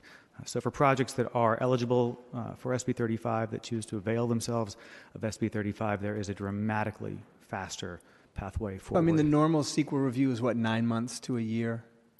Supervisor, it really depends on the nature of the review, which is tied to the nature of the project. Ballpark. Let's pick a 100-unit project. This is very hypothetical with a very typical set of issues and impacts. Let's say that could take anywhere from 9 to 14 months. This is really ballpark. Right, of course. So if you're proceeding down an SB 35 pathway, that's that same period of time that you are eligible to simply move forward with a basic level of review and permitting, and you're out the door. And how quick is that? Again, it really depends on the project. Let's assume that same scenario, about that same 100 unit scenario, project. no rezoning is required. Let's say hypothetically that we could have a project out the door in a couple of months. So you're talking about something between 9 and 14 months dropping down to 2 months. I think that's 3 one months. scenario. Sure. Yeah. So that's significant. It's very significant. So I guess my question would be then to Mr. Adams. Thank you, Mr. Strider. Are you encouraging these projects that you put up on the board? Are all of them taking advantage of SB 35? And if not, are you encouraging them to do so that we can accelerate? As Supervisor Roan, I know that that's her goal, and all of our goals is to get affordable housing online as quickly as possible. Yes, we encourage all projects to take advantage of whatever tools that there are available to receive their entitlements more quickly.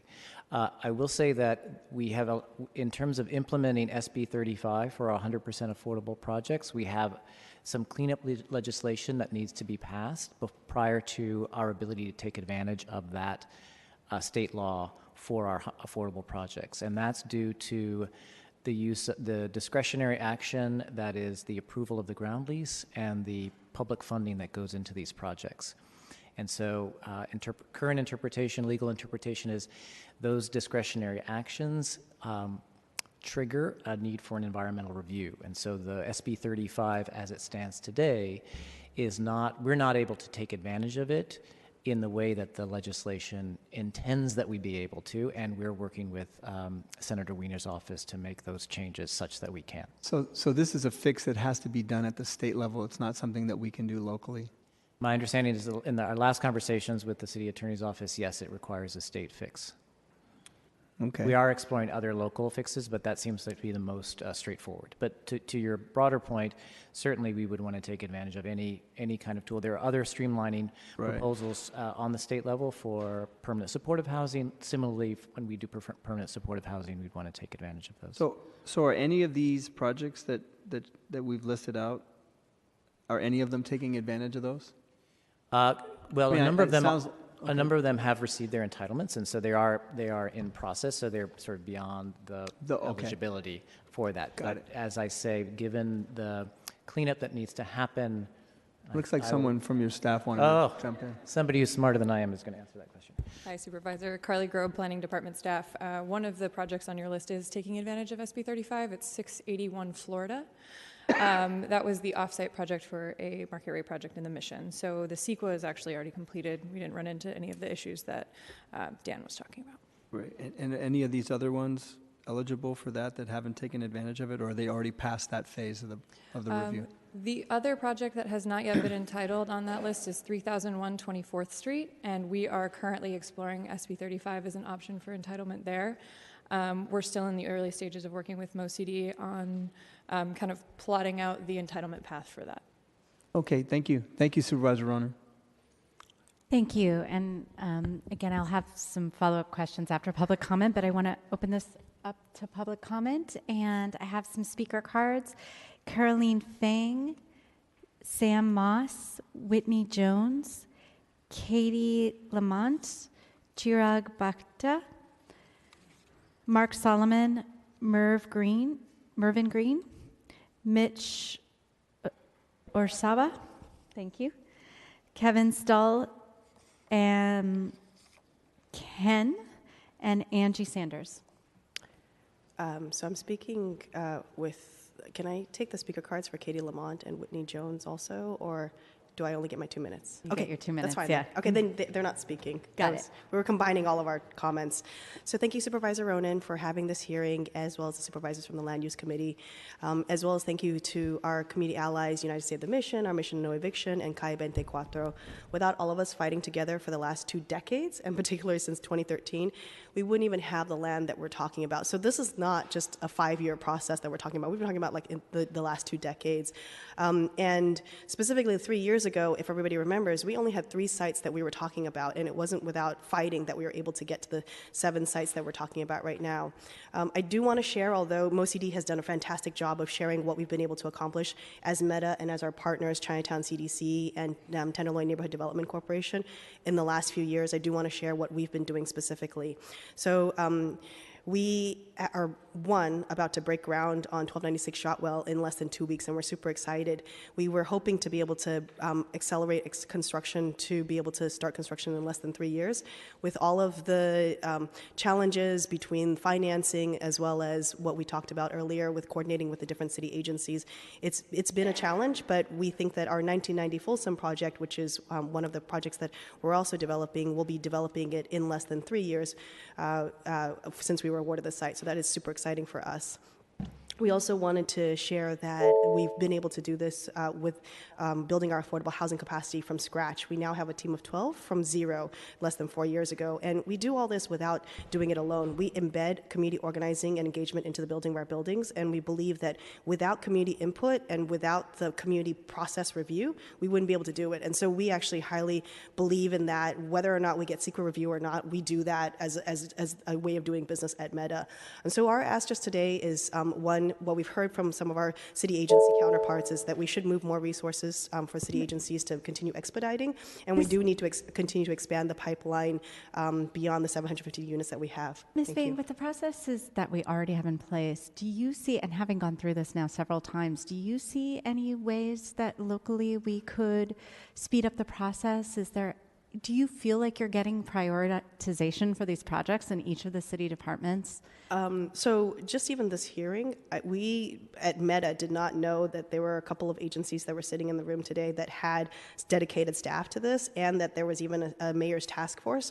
I'm not sure whether or not the mayor's housing community development knew that this task force also existed. So for us, that's interesting in itself, that this expediting and the mayor's directive has been in place, and apparently city agencies have been working together, but that has been a little less known to us as affordable housing developers. So if that does continue to move forward, we'd love to be able to be part of that. We are working closely with the Mayor's Office of Housing Community Development. We as affordable housing developers meet with them on a monthly basis, and so we'd love to continue to talk about how we expedite with them, knowing that there are other agencies that are apparently also meeting on the same directive. And so that would be number one, is we should know that there are other agencies that have similar point people, because right now a lot of our architects and ourselves, we go to the different departments not realizing that there are actually people who can move these processes forward.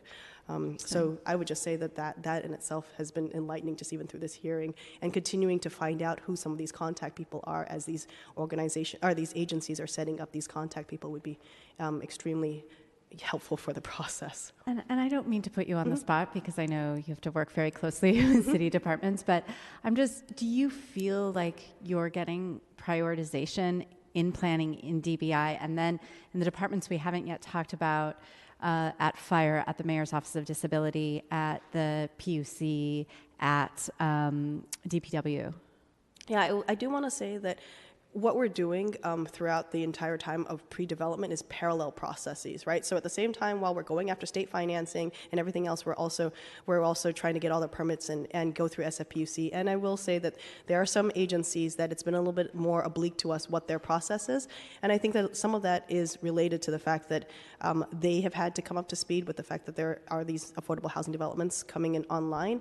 And frankly, I'm not sure that the expediting was immediately put in place. And so when we started in late 2015 through 2016, I think we saw a lot more confusion about what the process was supposed to be. And so some of our earlier projects sort of had to then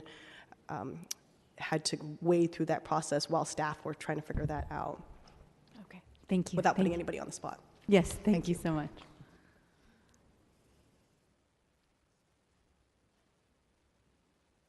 Good afternoon, supervisors. Sam Moss with Mission Housing Development Corporation. Just want to thank you for the opportunity to come and speak and echo what Caroline from MEDA said. You know, without the community partners like Kaya 24, United Save the Mission, Plaza 16, and our Mission No Eviction, Mission Housing, and the rest of us wouldn't be here. I do want to say that I think it's important for everyone on this panel to understand that as an affordable housing developer, we don't just stack apartments on top of each other and then call it a day.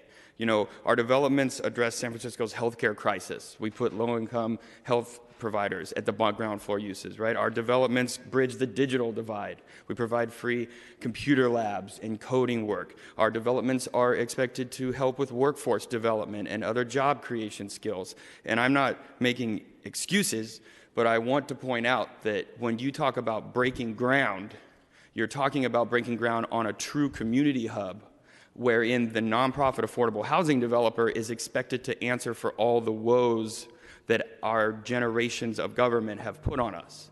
And I appreciate that we want to come and learn how to streamline and how better we can streamline it, but I also just truly want to say that I believe the best way to streamline housing is for everyone on your side, on the government side, both legislating and bureaucratic, to talk to each other, to work with each other and coordinate with each other.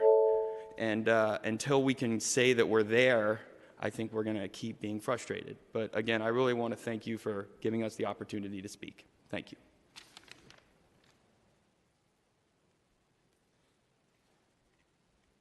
Hello, my name is Mervyn Green. I'm a resident of the Mission Hotel, and I'm a tenant organizer for the Central City SRO Collaborative. And I'd like to first thank Supervisor Ronan for this hearing. She made us a promise that she was going to do it, and she followed up on it. And that is critical to the community who live in this area, who desperately need this housing, to know that we have people who actually listen to our concerns and follow up on it. I want to add, there's a human element to this too. We've been talking about schedules and statutes and regulations, but we have hundreds of people in the mission who do not have low-income housing now, and we need it. And we need to think about this when we talk about how to streamline it. We're streamlining it for a reason. We're streamlining it so people who do not have housing, that people who are in SROs, that people who are in tents, that families that are in small rooms with 20 people have a decent, habitable place to live. And so we want you to please think about this. When you think about it, I understand that everybody has their issues and stuff, but this is supposed to be about the people who live here. And I want you to remember that we want to be a part of the solution as well as a part of the problem. And that's why we like these sort of hearings. I have learned so much just listening to you guys. And now I'm going to go back and do research so I can figure out how I can ask you questions and how the community and how the SRO Collaborative can work with you to help streamline this. So thank you for the hearing. Please remember, we're talking about people who need housing today, okay? Thank you very much. Thank you. And thanks for reminding this whole hearing came out of my meeting with the SRO Collaborative and people asking, when can I get one of those units in those 7 buildings coming online? And I said, great question. Let's hold a hearing about it. So thank you. Yeah, and as you remember, there was one tenant who said that she's been trying to get housing for 9 years and she still doesn't have it and she's still fighting it. So thank you very much for your time. Thank you so much.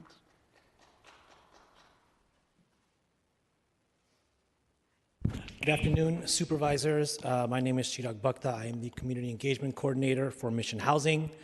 Before I say anything, I do want to echo the sentiments of the gentleman who spoke before me. Sorry I didn't catch your name, but it's something that I heard as well when I worked at the Mission SRO Collaborative a little over a year ago.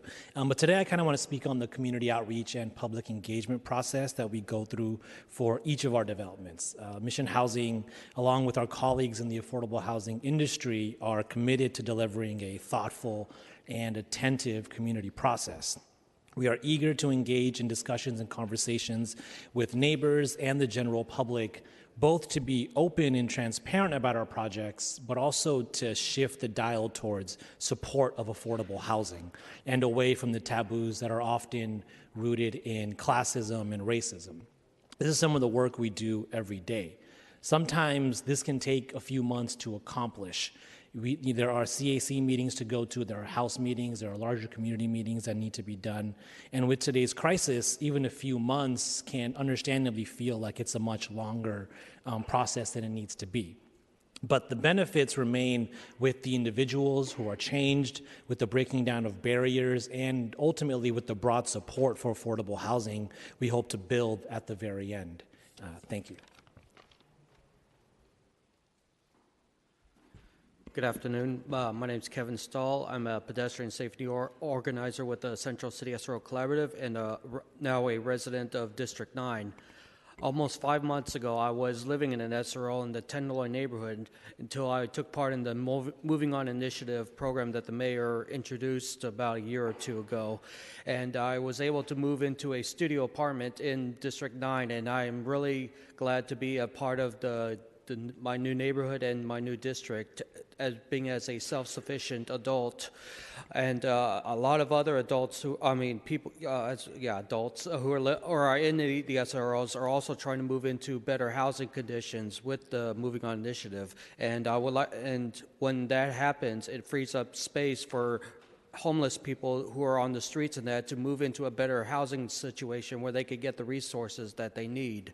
And I highly encourage trying to get some of these low-income units of these projects dedicated to the Moving On Initiative program. So this way it really would help benefit a lot of the people that are stuck in SROs.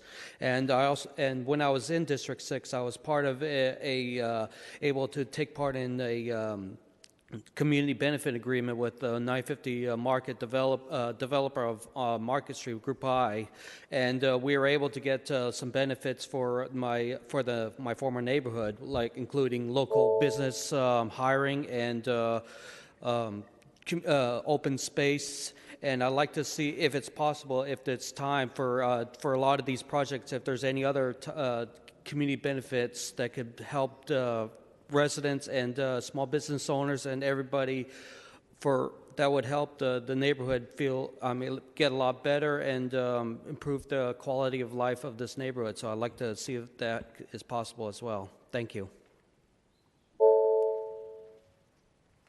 Good afternoon again, Supervisors. Mark Solomon from the North Mission. I'm a neighbor of 490 South Van Ness, 16th and South Van Ness.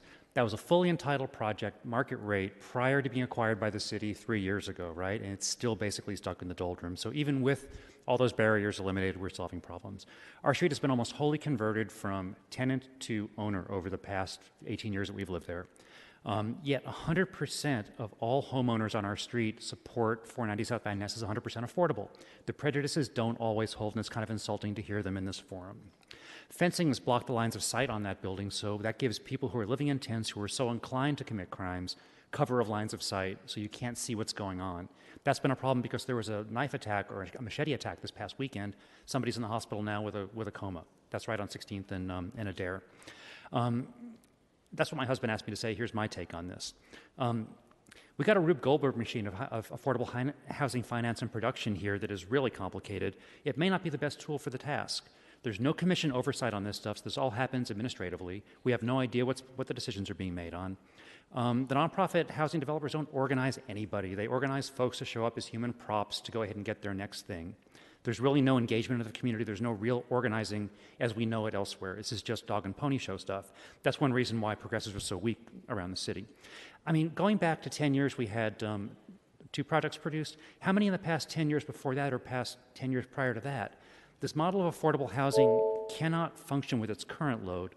It can't scale to meet anything approaching the loads we're facing to meet the challenges of an increasingly ambitious market rate production. This may be the wrong tool to solve this problem, yet there's so much incumbency in place that we can't have a conversation of what are our real affordable housing needs. I don't care about CHOCHO, 60, 80, 100, any of that. What do we need? What are our policy needs? And then to have people try to meet our policy needs instead of architecting our policy needs to meet what these guys produce. Because they're going to always say, we want affordable housing, buy our widgets. Thank you. Hello, I'm Milo Charles. I'm here as someone who's deeply concerned about the state of homelessness in San Francisco, and thank you, Supervisor Ronen, for putting this together, because looking at our approval process is very, very important for making progress. So I might suggest starting out with like visualizing what you think is a reasonable timeline. Is it a year? Is it 5 months? Is it 1 month? And then figuring out how to or create a process where affordable housing developers can come, submit their proposal, and then get their entitlements. And so in listening to these comments, a couple things stood out to me. One of them was unpredictability, where one of the folks here from one of the departments, I forget who, said that they wanted to more clearly define the role of each department. And that was also sort of echoed in other comments about collaborating. So I would suggest establishing a separate approval process, maybe a separate office that deals with approvals of affordable housing.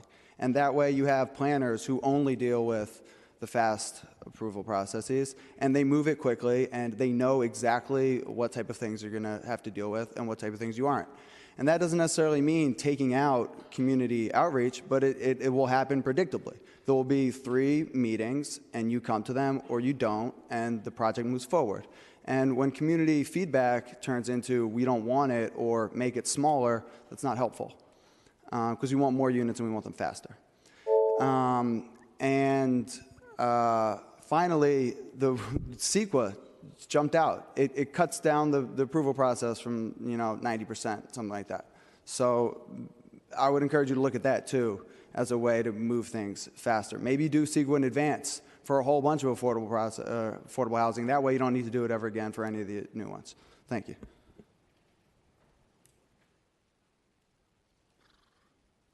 Oh, there are people who have waited nearly a decade to break ground, and there are people who have given up on the process entirely. That's why we see some empty lots in the city here and there. So it's nice to see someone in government with an interest in the rapid expedition of the process, and maybe you will share your findings and experience with the private sector after you go through with this.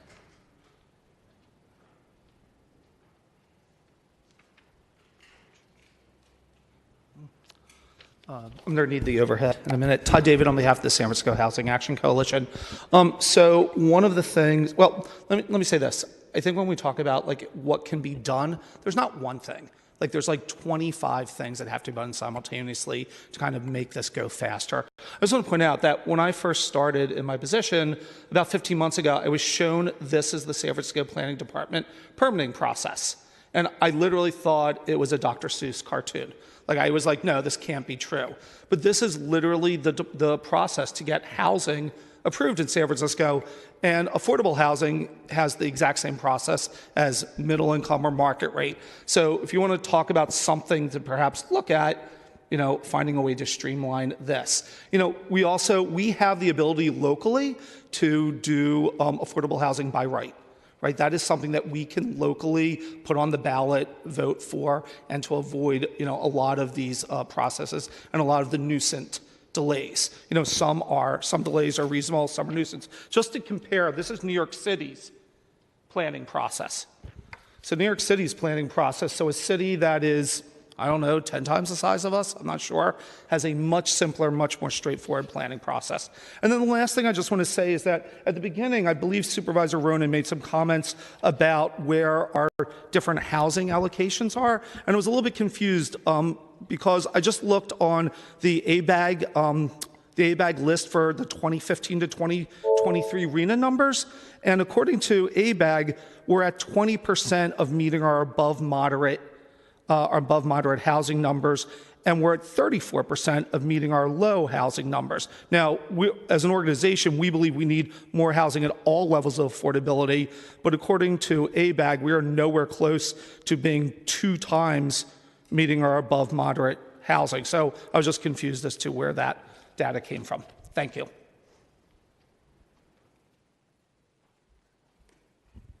Hi, Laura Clark, YIMBY Action. So I think we're having two great conversations here. One is the pre-entitlement and one is the post-entitlement.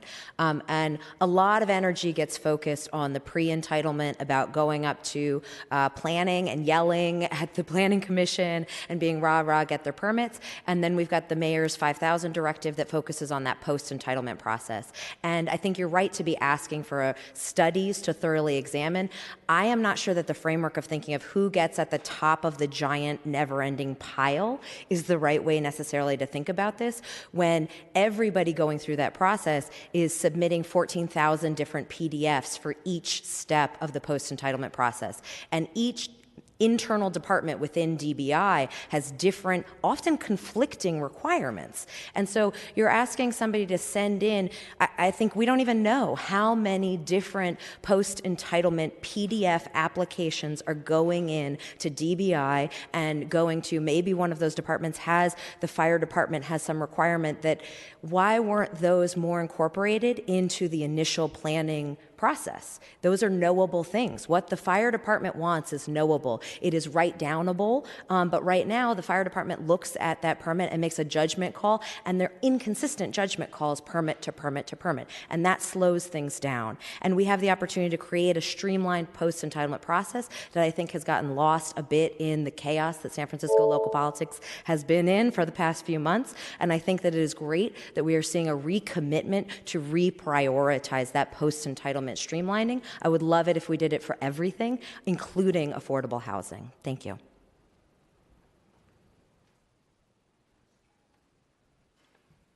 Hi, Stephen Buss with Mission YIMBY.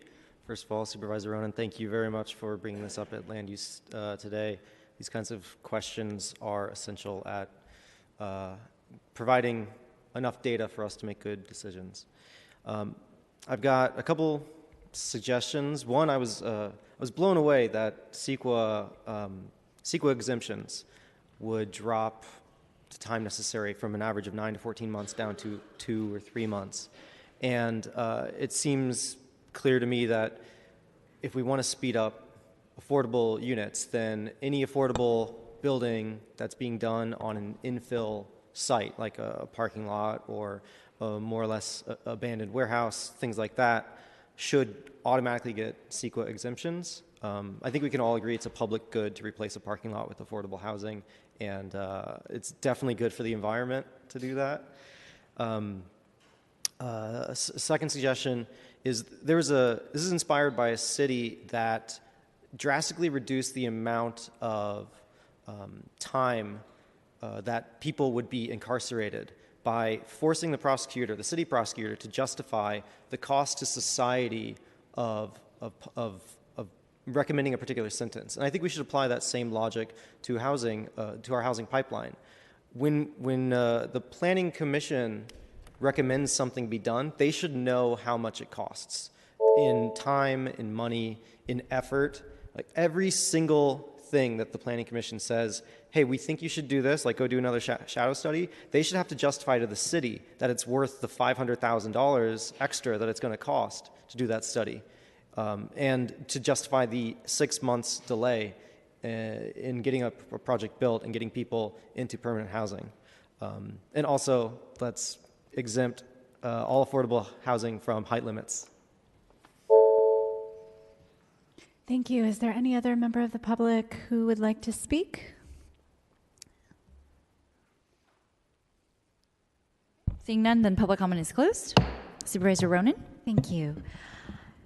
So I really appreciate this hearing and was writing down and appreciated all the comments, even where, there's some disagreement about what type of review and whether or not CEQA review is important or not, that there's some great ideas out there. I was concerned to hear that one of, our community-based affordable housing developers in the Mission isn't aware that there are people in each department that could help expedite affordable housing projects.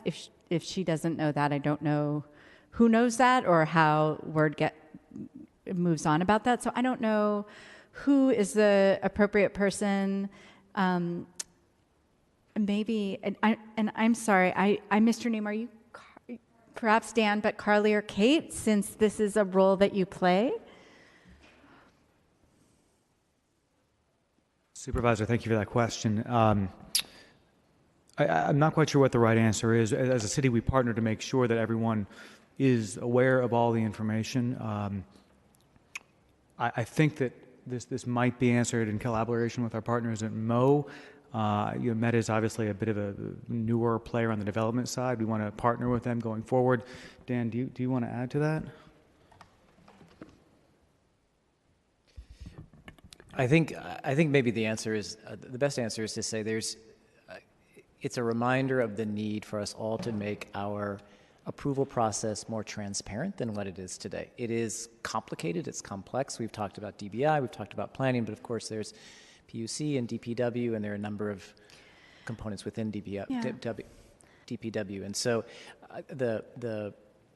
we can do a better job of making clear what those key point people are. I guess what I'm looking for, I mean, this isn't rocket science, right? It's like, oh, you're a 100% affordable project. Here is your contact person in each department that is going to speed your project through, move it to the top of the line, and work with you hand in hand to make sure there's not a day's delay in your project. And we're going to do what I know it's a complicated project and that you have to, work on several processes at the same time, including very complicated financing for these projects. I know that affordable housing development in general is very complicated, but parts of it are simplistic. And I just feel like if we really have this robust priority processing system, it should be much easier to figure out who the person is, how we jump to the front of the line, exactly how much time is saved, that we're making sure that anything we can do in advance of things coming to the department to make them quicker once they get there are done.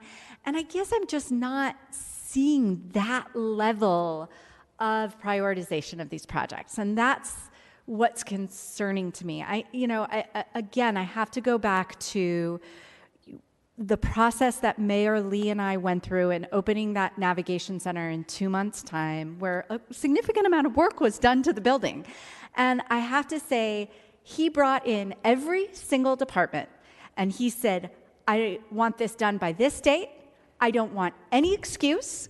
I want you to drop everything you're doing and make sure this opens because there is a public health crisis on the street that we can no longer ignore. And that's the attitude that I want to see in the city about the development of affordable housing. There is a raging crisis, as Mervyn Green so eloquently explained, much better than I did, of families and individuals that are dying on our streets every day, that are having to leave the city and take their kids out of school because they can't afford housing costs in the city. And it is the issue of our time. It is the issue of our day. It is ruining our city. It is creating workforce crises and a number of other type of crises that all stem back to this, root cause problem of the lack of affordable housing in our city. And so I'm not seeing that urgency and that level of commitment to prioritizing and advancing these projects forward. And that's what I'm looking for. And I know, again, I echo, there's lots of great comments and there are big things we can do and little things we can do. And I'm going to follow up this hearing by, having some offline conversations. But I want every single one of these 100% affordable projects for every single department that touches that project to think, oh my God, the mayor is breathing down my neck because that family might experience one more day of homelessness on the streets of San Francisco. So we have got to get this up. That's what I'm looking for, and I'm just not feeling it. And I don't know that this hearing brought it out perfectly in every, what's missing or what we could do better. But the answers are a little vague and it's a little loosey-goosey, and that's what I'm interested in changing. So I'm not going to take up more time of my colleagues and belabor this point today. I will work offline both with community members and the city departments, but I don't know if this is something that I'm going to look at legislating, but that's the level of commitment, urgency, and fervor that I want to see around the production of affordable housing. So with that, I don't know if you want to say any last remarks, but I'll just leave it there unless you do. And we very continue much look forward to working with you on that. We want to bring that same fervor to this as well. Thank you. Okay, thank you.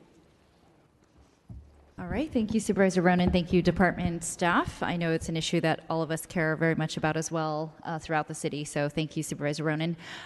So with that, no further questions, comments, then Madam Clerk, are there any other items before us? Is there an action for this item? Oh, I'm I'm sorry. going to make a motion to file Yes. this item. All right, and we'll do that without objection. The item is filed. Okay, now, Madam Clerk, are there any items before us? There's no further business. Okay, thank you. Our meeting is adjourned.